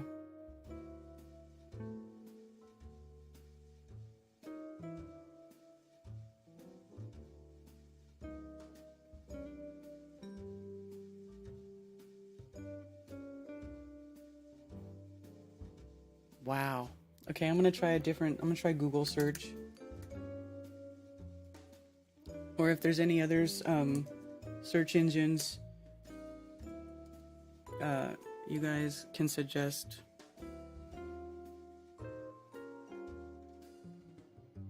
"2023 was before 2023. Here we go. Look at this. Remote solar observatory reopens after a mysterious evacuation. Security concern raises questions about inadvertent espionage in Sunspot, New Mexico. There you go. That's what was happening. This is update September 17th. The Sunspot Solar Observatory in New Mexico reopened today. In a statement, the operator of the site, the Association of Universities for Research in Astronomy, said it has been cooperating with an ongoing law enforcement investigation of criminal activity that occurred on the site. The organization said it evacuated the site because of a concern that a suspect posed a threat to the safety of staff and residents. Aura has not said what the suspected criminal activity is and said it was reluctant to share news during the shutdown because it did not want to alert the suspect and impede the investigation. The original story published below. Nobody is quite sure what's going on at the Sunspot Solar Observatory in New Mexico, which was quickly and mysteriously evacuated on the 6th of September amid reports of a Federal Bureau of Investigation probe and has remained closed. Manager of the mountaintop site, Aura, today released a statement saying the observatory will remain closed until further notice due to an ongoing security concern. The FBI were up there. What their purpose was, nobody will say. Facility employees are similarly in the dark. We have absolutely no idea what's going on. The data center scientists at the National Solar Observatory had no idea, as in truly nothing, which in itself is just weird. Messages left with the FBI field office in Albuquerque were not returned. Aura manages the site for NSO, National Science Foundation funded group. New Mexico State University in Las Cruces leads the consortium, including NSO and other universities, that operates the observatory's Dunn Solar Telescope, which conducts routine observations of the sun used by scientists around the world. All buildings on site have been shut down and the staff of approximately 12 been sent home, says James McAteer, Sunspot director at an NMSU astronomer in Las Cruces. He says shutdown events are not unusual because remote mountaintop facilities can be closed due to sewage leaks, downed power lines, or snowstorms, but the Apache Point Observatory, located slightly lower down on the same mountain, remains open. So this was not because of any of those things. The U.S. Postal Service, which has a small office on the same site as Sunspot, that mostly handles mail deliveries for the observatory has also been shut down, though the spokespeople for the office say the post office being closed is incidental. Whatever's occurring there has nothing to do with us. So they never did really explain why it was shut down or what was going on there. While the actual nature of the security issue remains unresolved, the tight-lipped nature of the authorities is only driving more interest. The mystery is more intriguing than what the ultimate explanation is likely to be. Yeah, so isn't that weird? So they reopened it. This is 2018. And they still don't know what it was.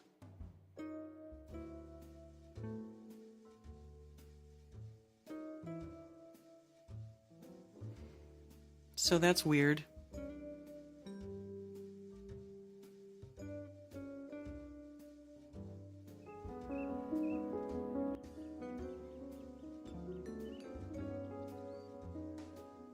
So my name is Heidi Sanchez. I oversee the operations of the Visitor Center. Inside the Visitor Center, you'll find our interactive museum. We have our lovely grounds to walk. We also have the Dunn Solar Telescope being used. It's just a great view of nature and astronomy being done in one spot. This is a great place for families to come because there's something for everybody. We do a great job of trying to explain why it's important for us to study the sun, and why it's important to preserve our rural communities with our low light and air pollution. We have this environment that we live in down here on ground, but you also have an environment that's above you that's important to protect.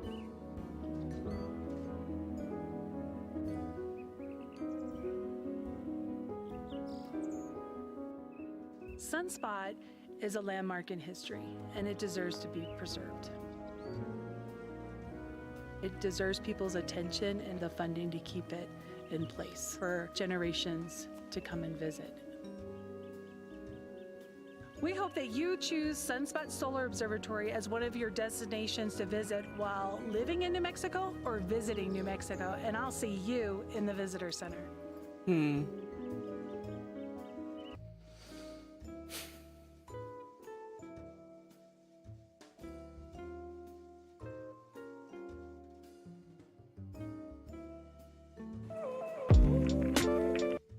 When I came to What? the Down Solar Telescope, Don't autoplay me.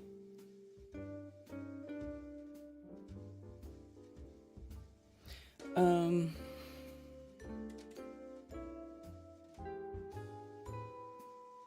wanted to see that diagram of that solar telescope. They have it here.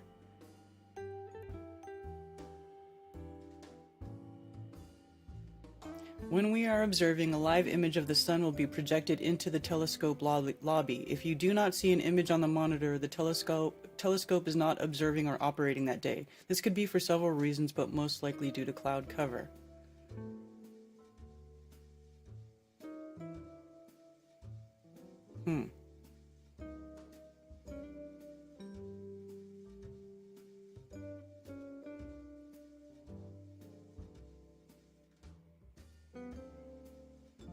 Here we go. Look at this. The observatory room floor, and then it goes all the way down. Primary objective mirror.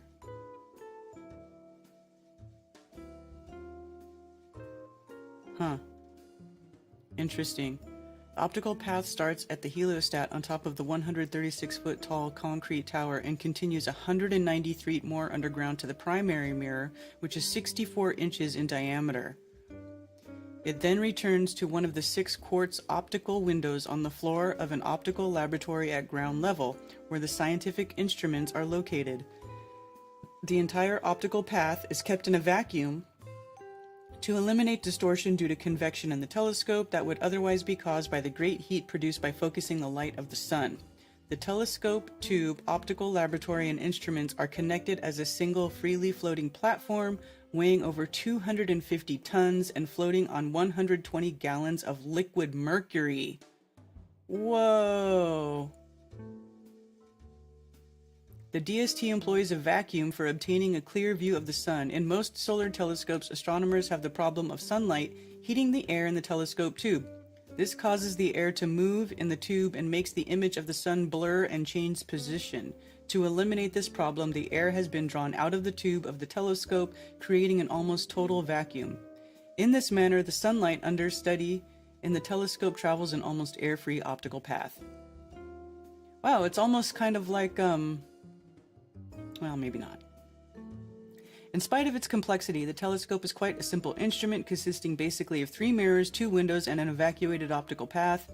Sunlight enters the tower through a 30-inch window located 136 feet above the ground. By placing the window so high up, we avoid distortion of the solar image from local air turbulence near the ground. There, a pair of movable 44-inch mirrors direct the sunlight down the 48-inch diameter tube that runs vertically down the connector of the observing room. At 180 feet below the observing room floor, the sunlight is reflected from the concave 64-inch main mirror of the telescope back up to the observing room, producing a 20-inch diameter image of the sun for detailed studies. That's pretty cool! Inside the observing room is an array of electronic equipment that controls the positioning and operation of the telescope, its spectrographs, and other instruments.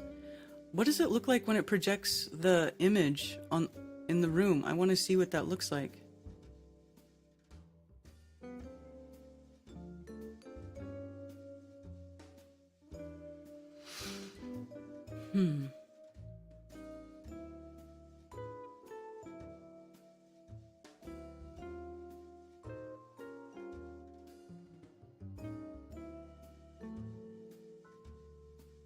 Fascinating.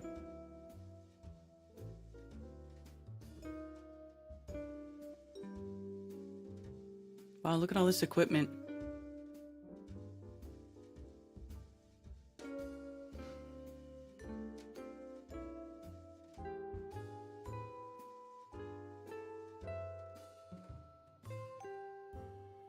Look at that. Wow.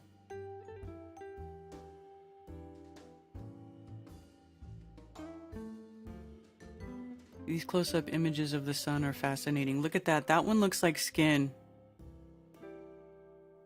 Doesn't it? I know Crow said he took a picture that looks like skin. This one totally looks like a close-up of skin. Is interesting, isn't it? Not that I think it's actually skin. It's a close-up of a sunspot. It's a little blurry.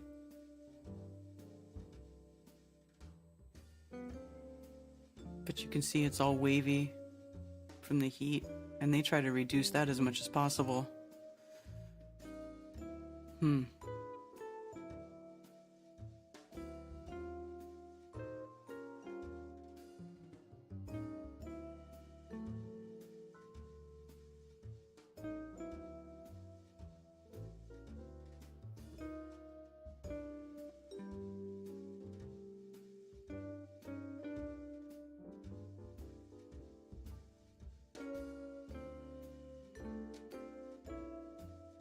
Wow, look at that. That's a good picture.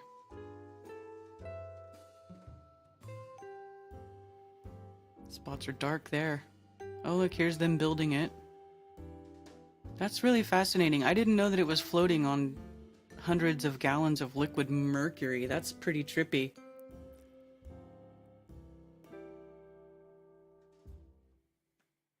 $11:11.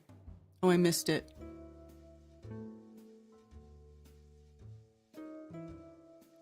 Callers? Yeah, the phone lines are open. 704-666-1776. You'll hear the phone ring if people want to call.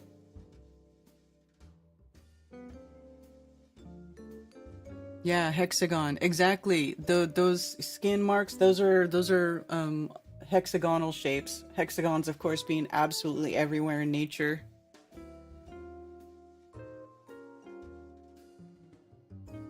Anyway, so yeah, still a mystery as to what happened at that observatory. It's weird. But it's good that it's still in operation. I'd like to go see that place. That would be a cool thing to check out.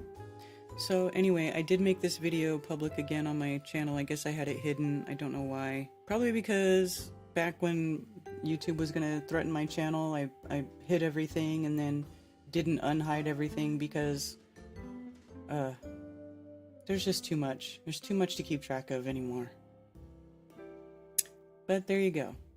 Sunspots debunk heliocentricity, and they have absolutely zero to do with stars in the sky. I do think the star field is higher than the sun. But that's just my opinion.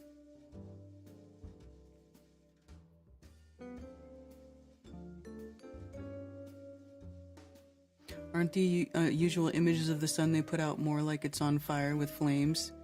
Well, that is, yeah, those are like the like this little sun here. Those are like the, yeah, they want you to think that the sun is like a nuclear fireball in the sky. But if you look at, actually, like even Crow, he's got a solar telescope and he's been taking, pictures. Let me go over here to Deception, Fraud, and Fakery, where Rose has been posting.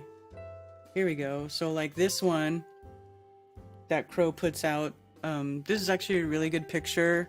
You can see all of the different sort of little flamey pieces that are there. They're not flamey, plasma. I don't know what it is. But you can see it there. And he takes this in the hydrogen alpha spectrum. So like when I can show you all my pictures that I take of the sun with just a straight solar filter. It looks like a light bulb. So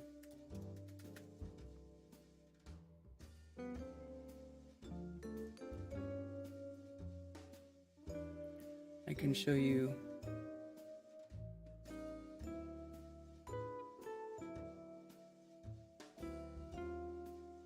my sunspot slides here, right? This is what the sun looks like for me. So here, I'm tracking a little sunspot, and you can see it right here, right? And then it goes up a little more, spiraling. And as it's moving around, it also is getting closer to this inner circle here. So you can see here, it's like, you know, a little bit of ways from the, let me see if I can I zoom that in? Let me see.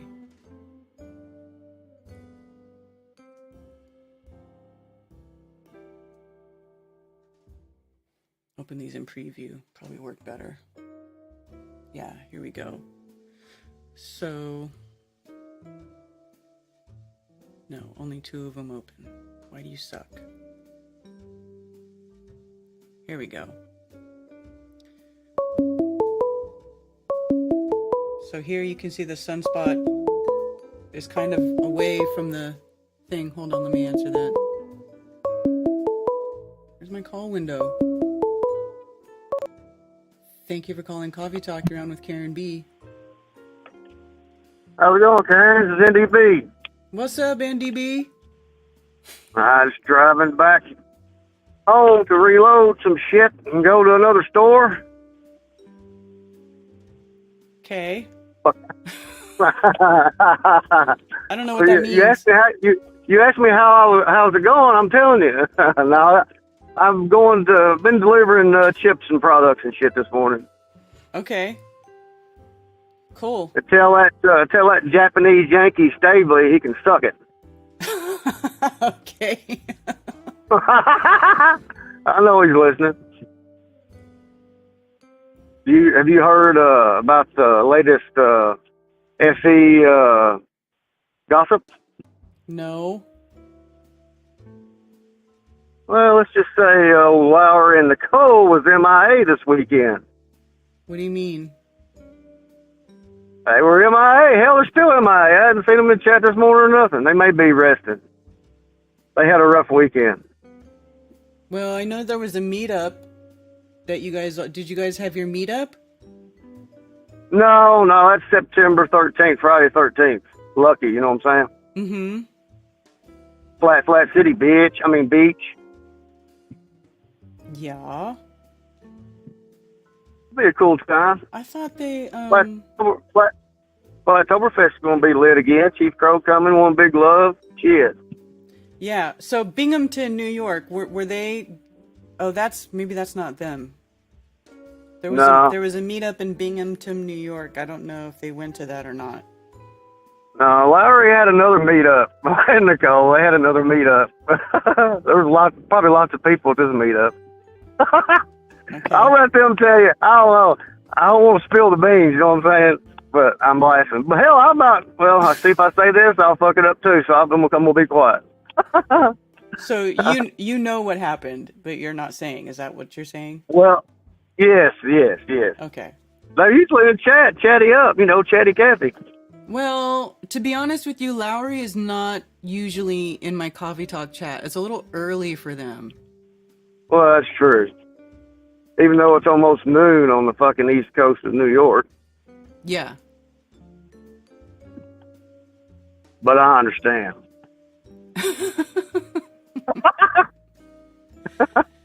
I don't know what happened to them, so I guess I'll have to find out later. Yeah, you should inquire. I'm sure it's a story. It hasn't been told yet, but it's a good teaser. You all right there? No. I don't know what happened. That oxygen will get you every time. Okay, so yeah, I don't know what was it? I was saying, so what's going on? What do you mean? So what else is going on? They're MIA or what? Well, they were found, let's put it that way. They appeared. They were MIA, but then they appeared last night on Rico's 10-4 Sombrero, the 5th. Top okay. 5. I played the 5th. Go check that out. You'll figure it out. Okay. Yeah, they come in probably maybe an hour into the show, and they was just check out Rico's 10-4 Sombrero, the plead the fifth episode. I think it's what.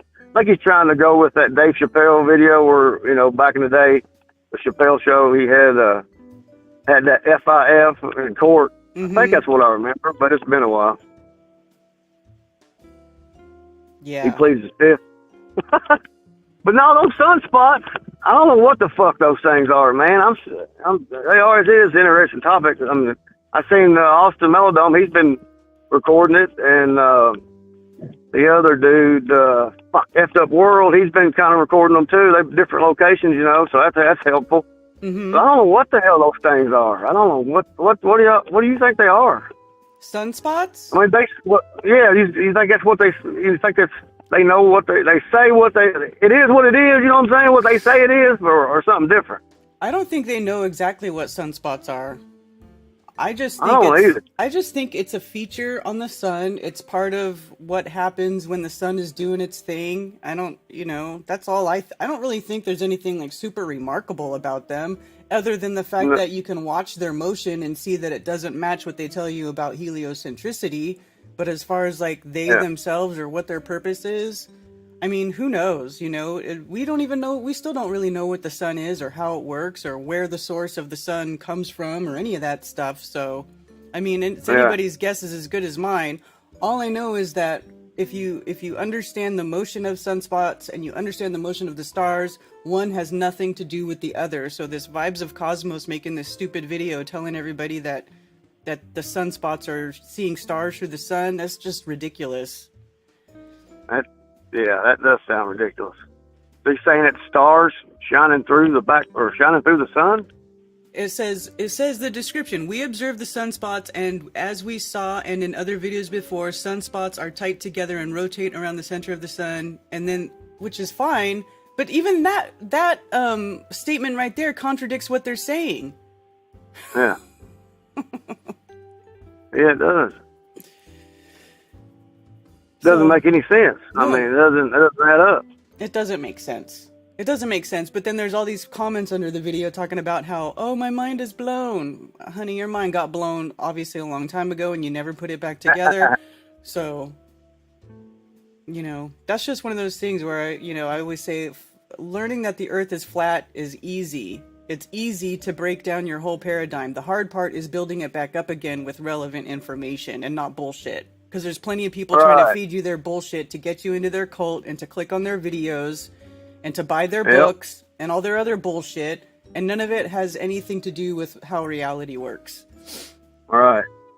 Yeah, it's a tricky situation when you first come into flat earth or waking up, if you will, whatever term you want to use it. You gotta be slow rolling with it, people. You gotta take all information in and say, does it add up? Does it smell like bullshit?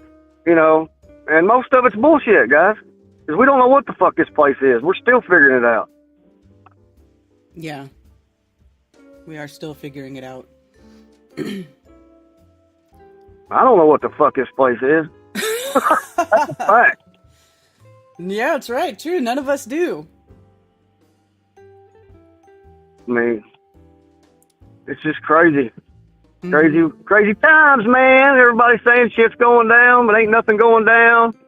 Me and Mark Sargent's fucking just sitting back with our popcorn. Zulu, we're sitting back waiting. Yep. All right. Maybe it'll pop off. I don't know. I'll get somebody else call in. We'll get your show's about to end, though. You're going to end it in 2 hours? Yeah, but I found somebody just said something in chat that reminded me about something else I want to talk about. All right. Well, I'll let you get to it. Shout out Tony Coriolis, Lulu One, Karen the motherfucking B, Eddie, the Yankee up north, the Yankee up north named Stabley, Chief Crow, CC33, Lowry and Nicole. Look into it, and I'll go see you. All right.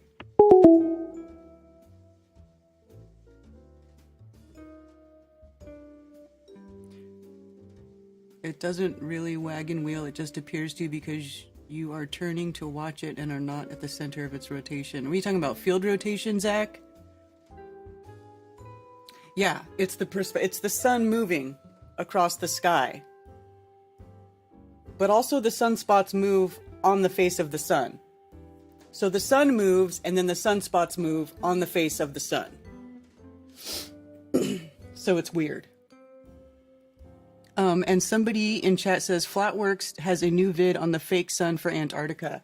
Yeah, I saw him talking about that in the Globebusters chat yesterday, and he posted a link, and I watched it, and I just want to say, this is, I don't agree with this. First of all, there's no sun simulator in the sky, okay? There's no sun simulator in the sky. Please show me one thing that humans have made that are as reliable as the sun. The sun every day rises right where it should be, same path, day in, day out, year after year, century after century, for eons, since time immemorial. I want you to show me one thing that man has made that is as reliable as the sun. You can't do it. You can't do it because it doesn't exist. Everything that man makes breaks and degrades over time or fails at some point, right?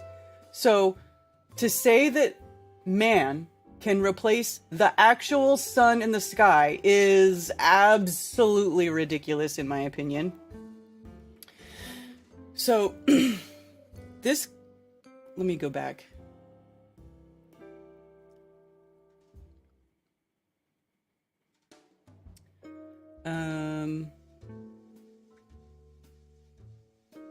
So first of all, let me discuss this. Oh, look, now it's not black. There it is. Okay. First of all, the fact that it's blinking in and out tells you that that is a digital sensor failing. Okay. What happens is when you get this weird black sun thing, a phenomenon going on in cameras, is when the light sensor in the camera is overloaded and it just stops processing the information. The light information dumps out and it becomes black. That is what that is, you guys. There is no sun simulator, and I guarantee you, what this person is looking at in the sky, they're not seeing that with their eyes, right? They're not seeing a black sun. And then look at the solar flare here. You're seeing the proper disk of the sun and the solar flare. So that should tell you that that is a digital camera failure. That is the digital malfunction of the equipment. So let's keep going.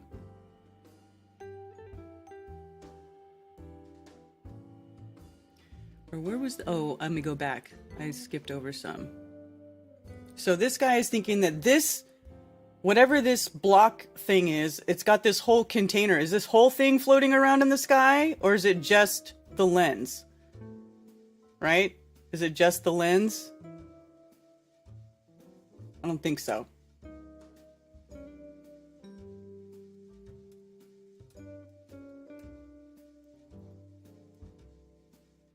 Solar environment testing. This is what sun simulators are for. It's to test how materials will behave under extreme exposure to sunlight.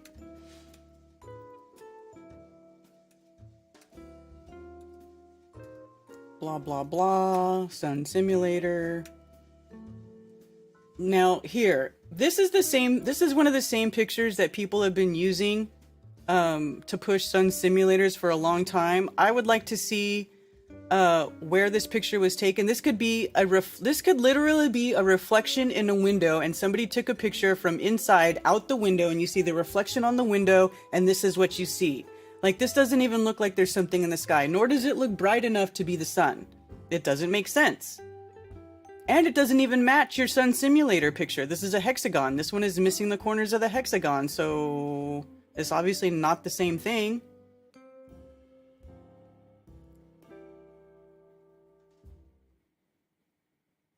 This is the sensor dumping the light information out again because it's been overloaded. I know, people have been pushing sun simulators with the same video stuff for years. You guys got to understand what you're working with. And you can't make claims about this stuff until you rule out completely the failure of your equipment. Because that's mostly what this is. It's the equipment failing. I want to find that one part where it was blinking too, because he showed a blinking sun, and that also looked like a digital failure.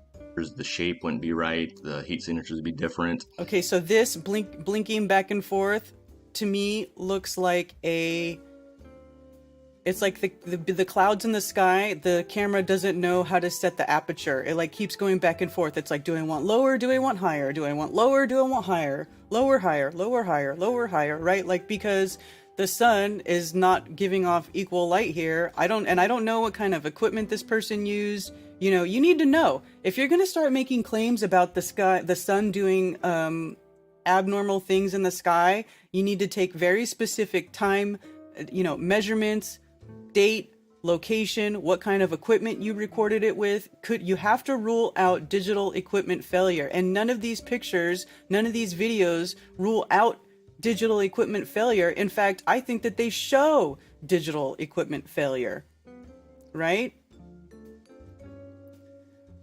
And how would the sun simulator be in the sky? How do you put a physical, okay, and here's another thing. How do you replace an object in the sky that has an apparent location, right? Because remember, every time that you look up where the location of the sun is, you have to put your location, where you are in time and space matters on what you're going to see when you look at in the sky. So you have to know exactly where you are.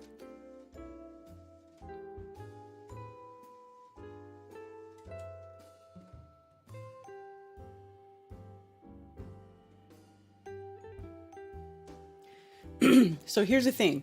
Sun has an apparent location, right? Because you look at it from anytime you go, oh, where's the sun? Or when's sunrise going to be? You go into timeanddate.com and you type in your location, right? And you have to know your time, your local time and your location. And that will give you the correct coordinates for the sun. Okay. And these are all apparent locations. So how are you going to put one physical object in the sky, right? And then have everybody see that and think that that's the sun when you have the actual sun there too. You're never going to hide the actual sun, right? So are you saying there are going to be two suns? And then if you're looking at, if the physical object is in the sky, it's going to be casting different shadows than the actual sun. Like, we would have two sets of shadows. There's nothing that makes sense about having a sun simulator in the sky. And I know they want to say that they think they're going to put a sun simulator in the sky to simulate 24-hour sun in Antarctica. I'm sorry, I just don't buy it. I don't buy it. That's not even what sun simulators are. They don't float in the sky. They're ground-based things that are meant to test how materials behave under extreme exposures to sunlight. It doesn't mean that they're a fake sun in the sky. So anyway, I have a lot of problems with this particular video. I mean, this guy is a newer channel. He did some good stuff with the map stuff that he was doing. This is just way off the mark for me. Way off the mark for me.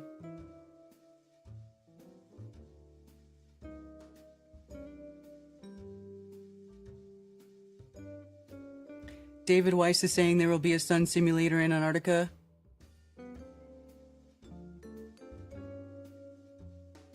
To me, his latest video reeks of desperation. It's obvious he knows his clock app doesn't make sense. What do you mean? Okay, well, if anybody's saying there's going to be a sun simulator, I disagree with that. I disagree with that. Of course, I disagree with everybody, whatever. But, I like to use logic and reason and the process of elimination, and I like to think about things through until I can understand how it might work. And if it doesn't make sense, if it doesn't seem like it will work in reality, well, that's a pretty good idea that maybe it's just a waste of time, right? So why would you continue following that? The only reason you would continue is if you want to believe that that's true and you want to find confirmation bias or something that you can push as a confirmation bias to convince other people, which is deception. That's deceptive. It's intellectually dishonest. And I don't agree with that.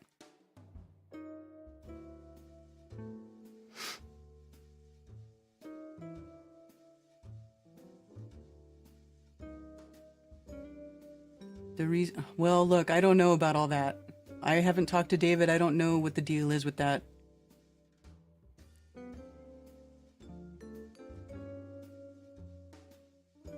Well, I know that a sun simulator would not full solar filters. Thank you, Good Times for All. Exactly. A sun simulator would not full solar filters.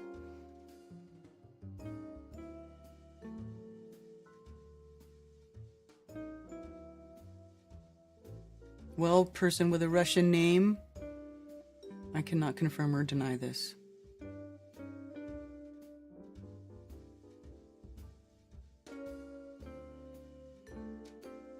I am a straight shooter, Tony. Thank you for saying so.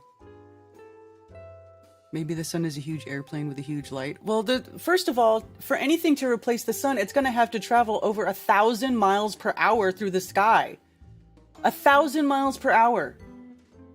Look at the known, look, they probably do have some tech that we don't know about, but you're talking about replacing the sun optically to be seen by multiple people around the plane, traveling at over 1,000 miles per hour, while the actual sun is still in the sky. How do you do that with the actual sun still in the sky? So what do? Hide the real sun and then put their fake sun out there? I mean, you guys are that is a horrendous, gigantic nonsense claim.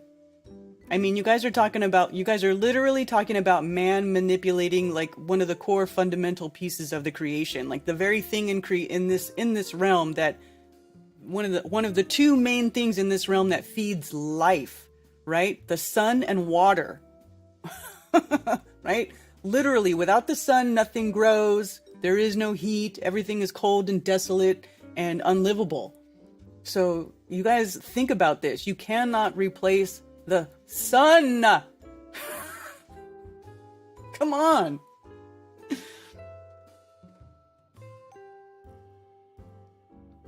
There's no way to keep the sun sim in the sky at the correct speed, right? Exactly.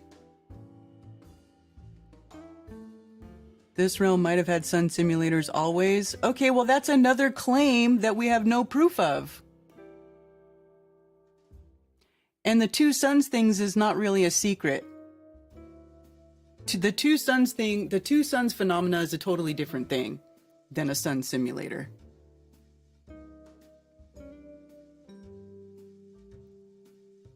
So, you think we always had some simulators then? I don't agree with this.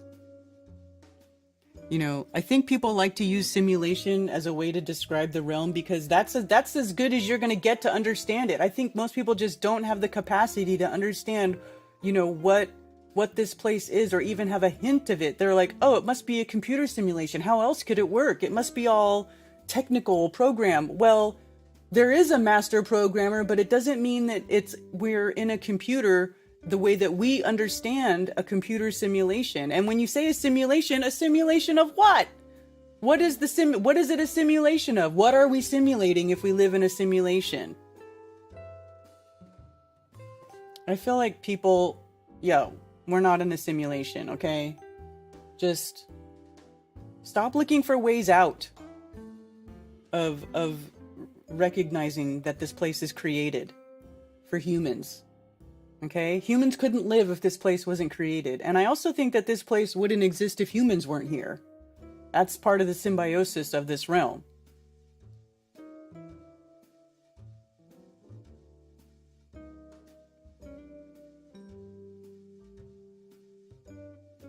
I would never have guessed people are spreading idiotic shit.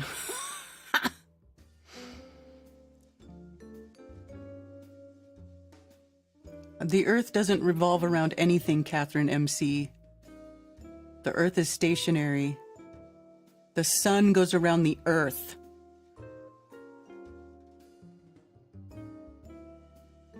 How does any one of us know that we are watching the original real sun? What do you mean the original real sun? Why wouldn't we be? When did the sun get changed out? Do you have evidence of the sun being changed out? No, you don't! You're just making shit up because you want to say some outlandish shit that makes people drop their jaw. Stop it with the dopamine hits, okay?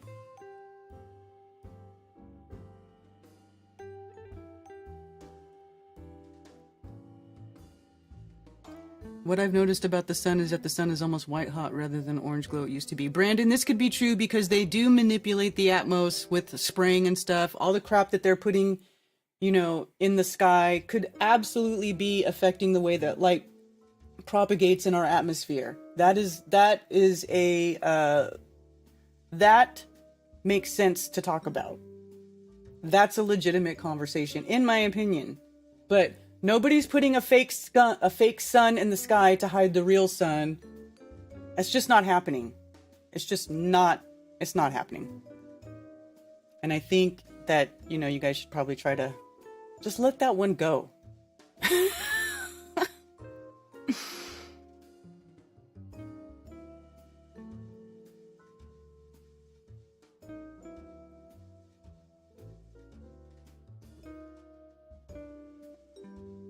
Creator didn't need equipment, right?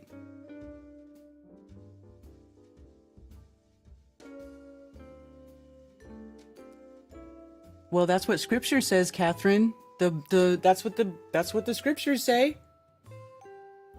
That man has dominion over the earth. It was made for us. It was literally made for us. And we have dominion over the earth. It's just that most people are really bad at being stewards for the earth.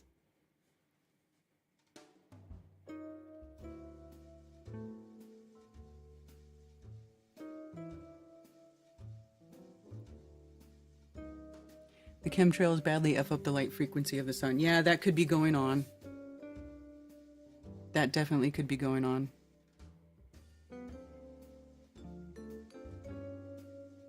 The creators have multiple suns ready to replace. See, well, that's like your opinion, man. See, a lot of this stuff you're never ever going to be able to prove. You can't prove that. Is there like a new sun on deck? I mean, come on.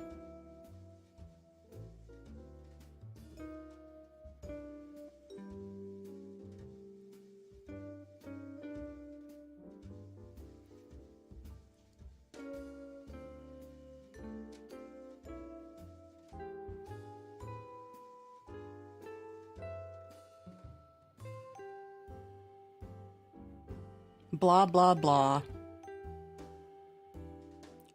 Catherine, I don't take anything you say seriously because you literally said the earth revolves around the sun and that does not happen.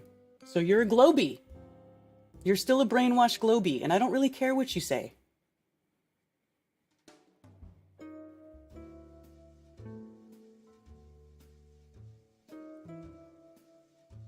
Yeah, it's the real sun created by the creator unless otherwise proven, which you can't prove it.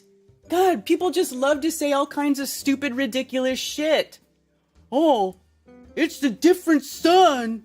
The creator, man. Blah, blah. Look at the sun simulator. Come on, you guys. Thank you for calling Coffee Talk. You're on with Karen B. Hello? Hello? Hey, how's it going? I just called in and you picked right up. Yeah. This is Dennis. Hi, Dennis. Hey, I take it there's no more unmuted signal with this indicator. No, with this. I don't have the call board. I'm not using call board anymore. It's just the Google Voice number. That's Mark Sargent stuff. Yeah. I just, forgive me to roll right into a joke, but when I was thinking about calling in maybe, but when you said just now to somebody talking about like sun simulators and stuff or something like that, you were like, that's like your opinion, man. And it was like, you're like a female, if I can say, it occurred to my mind, a feminine female version of Jeff Bridges, or like you've been watching The Big Lebowski. Oh yeah, so I love The it's Big like, Lebowski. I love imitating him and saying that, like, that's just your opinion, man. That's totally what it's from. Exactly. So, yeah, I didn't have much to say. It occurred to me that these sun simulators, it sounds, I think it's, retarded, but it sounds similar to Elijah Muhammad's mothership. I mean, not exactly, but it, it's got some, it's something that's artificial, man-made. So, anyway, it comes out of the same ballpark of, stupidity. So, Yeah. yeah, some people may not know what I'm talking about. I was reading this biography of, I'll say quick, of Elijah Muhammad, the founder of the Nation of Islam. Mm-hmm. And in their apocalyptic version of the world, the end of the world, there's a mothership, I guess at the time they believe, built in Japan or by Fard Muhammad at any rate, but in association with some non-white race.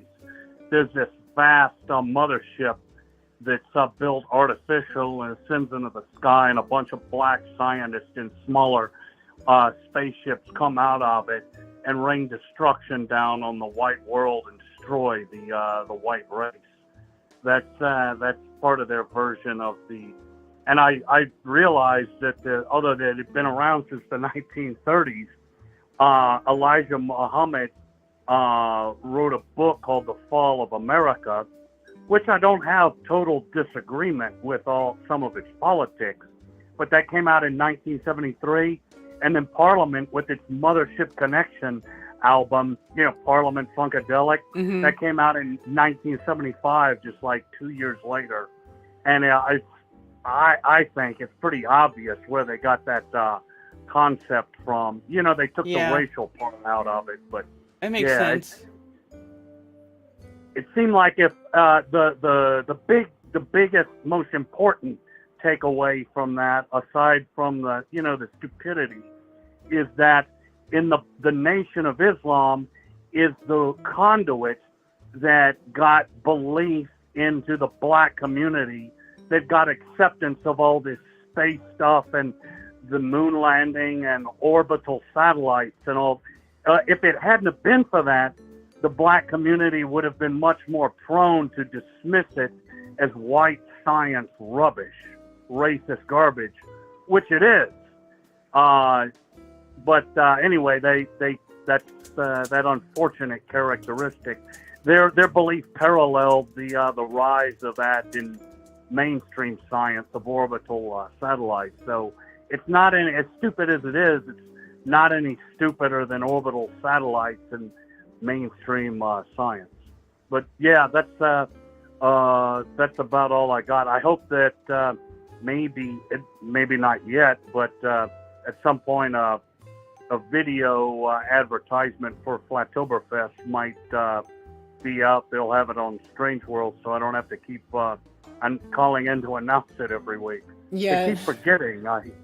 No, I'm gonna make that. I'll have it ready for him by tomorrow night. Oh, all right. I'm working on it. Gen 4. Yep, that's all I got. Okay. Appreciate it. All right. Thanks, Dennis. You got it.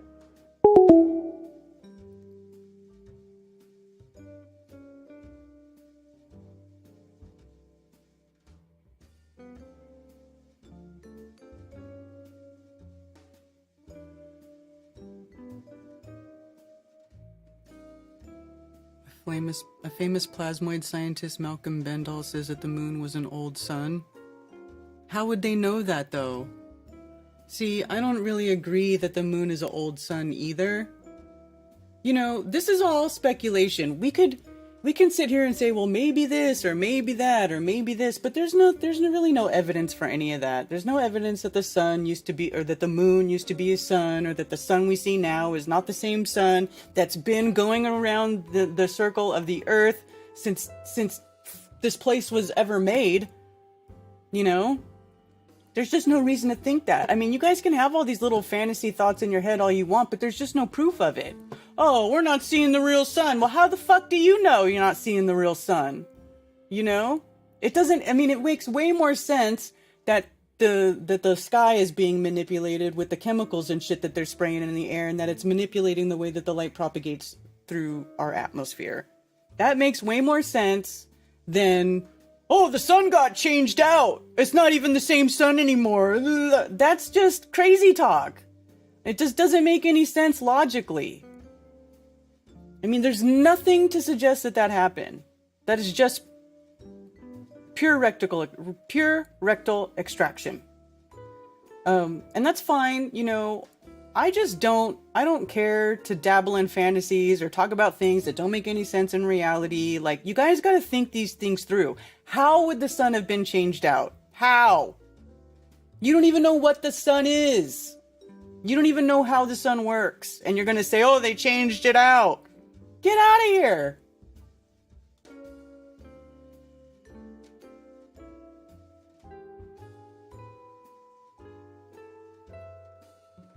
Yeah, blah, blah, blah. So you think you were raised in hell? I think we already know what the deception is. The deception was put on us by man, not by the creator. The creator and the creation is the only truth. The creation shows you the truth. Don't you guys get it?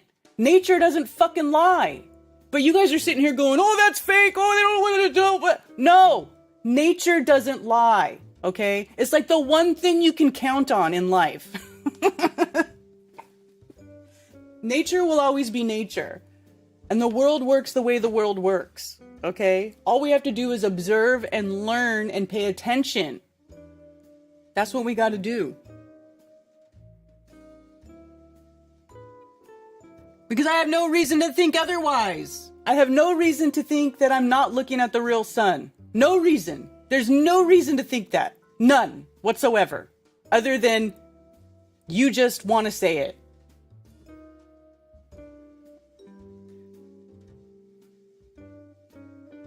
The moon is not a solid body you can land on, but plasma. Plasma. You don't even know if the moon is plasma. I don't agree with that either. The only reason people say the moon is plasma is because some unknown scientist in the old video from the 50s that nobody can find him, nobody can find his studies, nobody can find where he was a professor at, nobody can find anything about that guy from the Australian news in the 50s. Oh, the moon is plasma, blah, blah, blah, blah, blah. You know, he probably just had a better idea that, you know, he probably was making observations that didn't jive with heliocentricity, and so he was trying to come up with new ideas and blah, blah, blah. Maybe just making, you know, just throwing stuff out there or whatever. I don't know why that guy said that. I don't even know. Yeah, I never saw any of his studies. Did any of you ever see his studies? Did any of you ever find what university that guy practiced at? No! He's just some random old dude who says the moon is plasma, and nobody can find anything else about that guy. Nothing.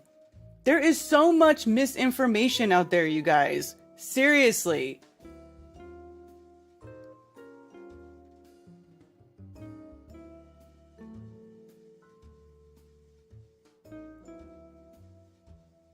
Cats definitely lie. It's a big tanning bed. Sarah, you're not wrong. I'm about to go use it as a tanning bed later today, probably.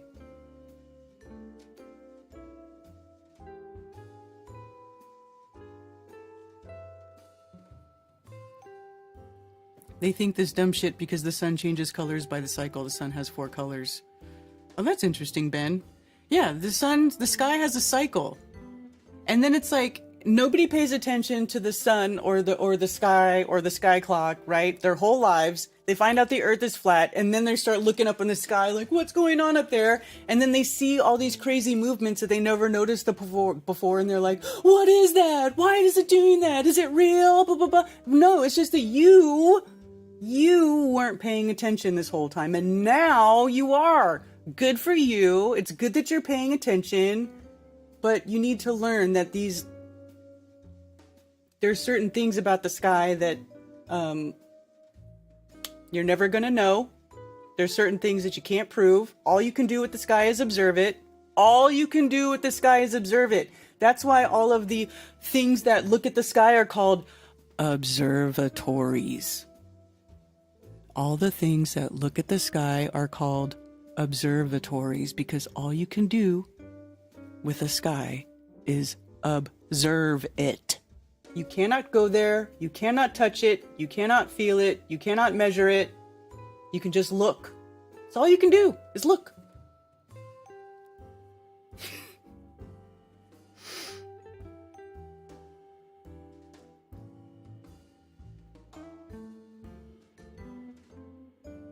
I smelt it. Dual spheres within dual spheres. Moon's geometry. What?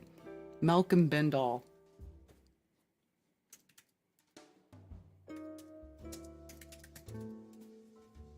I'm gonna search that name.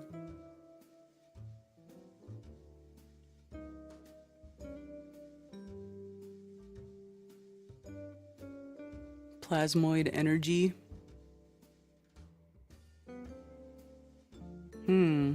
This is interesting. I'll have to look at this. How does the Bendall engine work? Oh, here we go.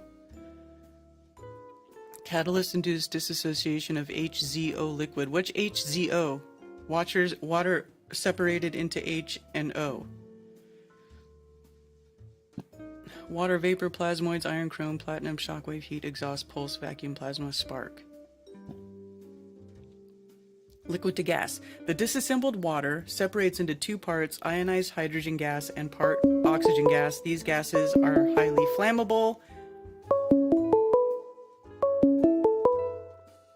Thank you for calling Coffee Talk. You're on with Karen B. Morning, Karen. Hey, is this Ben? Yes. Hey, what's going on? So the thing with the sun, I must be far behind. My internet must be way behind. So the thing with the sun is, and if people pay attention to this, part of why they think that there's a different sun is because it's different color. But if you pay attention to the sun, and this is something you learn from indoor growing, learned this 30 years ago growing cannabis indoors. There's a different sun in the morning, a different sun in the afternoon, a different sun in the evening. So when you're growing indoor plants, when you start out with this nice mild orange light, and you usually get that from like a high pressure sodium or something like that. Well, then when you turn and you go into a vegetative cycle, then you switch out your light. And this is old school. This is more old school today. They have full spectrum, so it has all the light colors. But back in the day, you had to pay attention to these kind of things. So you would switch out to a metal halide, which is a very bright blue light. And that bright blue light would create more of a vegetative state. And that would create the vegetative growth. Then when it comes to fall or the evening, the sun would move back to another orange spectrum, and that orange spectrum brings about the fruiting of the plant. So it quits its vegetative growth and starts going to a more fruiting growth. And when you do that, you again switch back to an orange light rather than the blue light. So really what we've got is high summer is your masculine time, and the sun is blue. Winter is your high feminine time, and you have a white. And then where the two are mixed is your spring and your fall, and that's where you have like an orange light. And this whole thing happens throughout the day, throughout the year, and then on a greater cycle. And so most people talk about, although there is some people that are now starting to try and claim that that we've passed the Kali Yuga and we're in the Golden Age and all this. But most of us have an understanding that we're either in the Ragnarok, Kali Yuga, the shit portion of the cycle where things break down, which would be the white sun. That's your winter. That's when everything that has grown throughout the year needs to break down, so that way next year the new plants have space and nutrition in order to grow. So we've just moved into this white sun that breaks things down. And this is the portion of the cycle we're in. Well, that would match the Kali Yuga or the Ragnarok or what all these people keep talking about, where we are at the end of a cycle. So the new cycle would then start out again with an orange sun.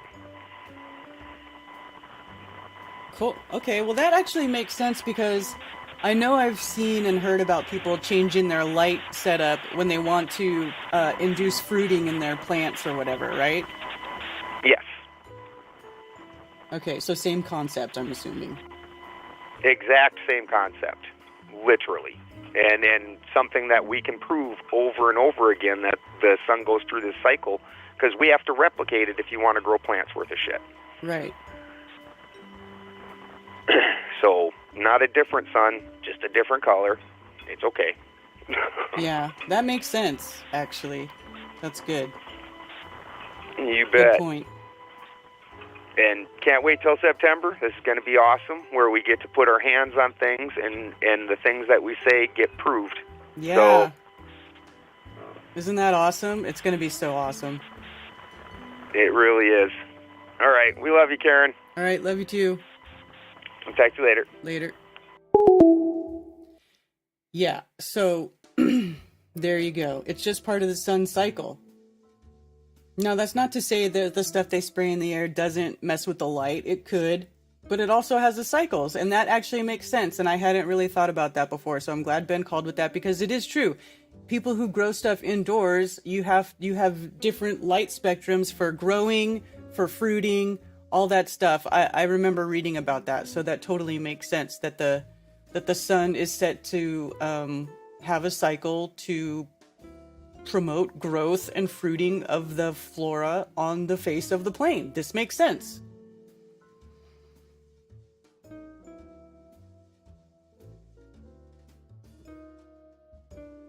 It's not word salad.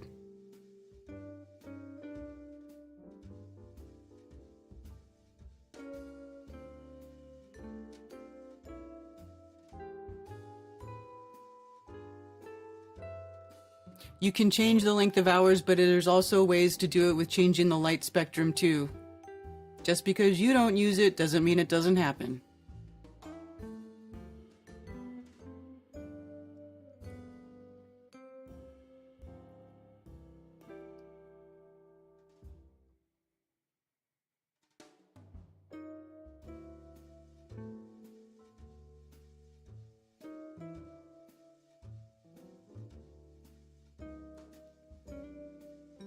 All right.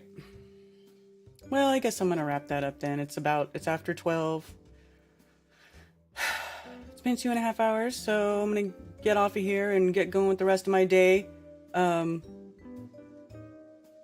This is interesting, be looking at this Bendall engine. Thank you for mentioning that. I'm interested to see if that's a real thing and how that works and everything. And just as a side note, people who say that H2O is not water, if H2O is not water, then please show me you putting H2O water through electrolysis and getting something besides hydrogen and oxygen.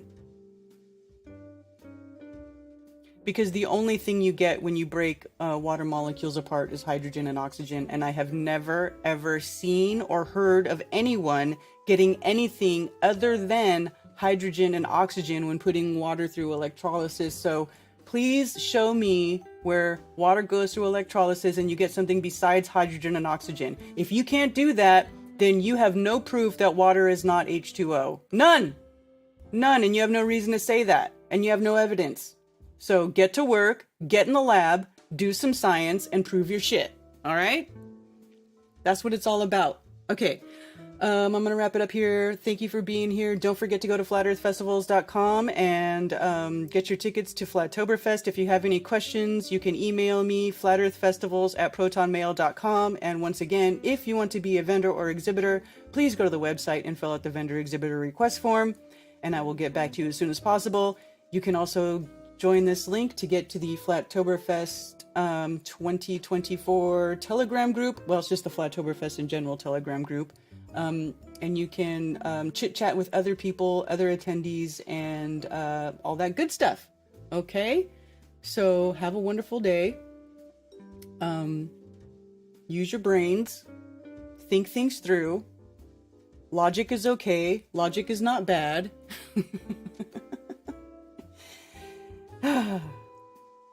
And I just, I only say these things because I care. I care. I care that people don't get caught up in BS. Anyway, have a wonderful day. See you all later. Cheers. And for those who wish to send me stuff through snail mail, you can send it to P.O. Box 10, Earl, North Carolina, 28038. There are also links below for Flat Earth merch, and you can send me donations. And I do appreciate all the support. Sincerely, thank you very much. Also, please go to flatearthfestivals.com for all information about upcoming Flattoberfests and flat earth friendly local meetups. If you are organizing a local flat earth meetup, email me at flatearthfestivals@protonmail.com.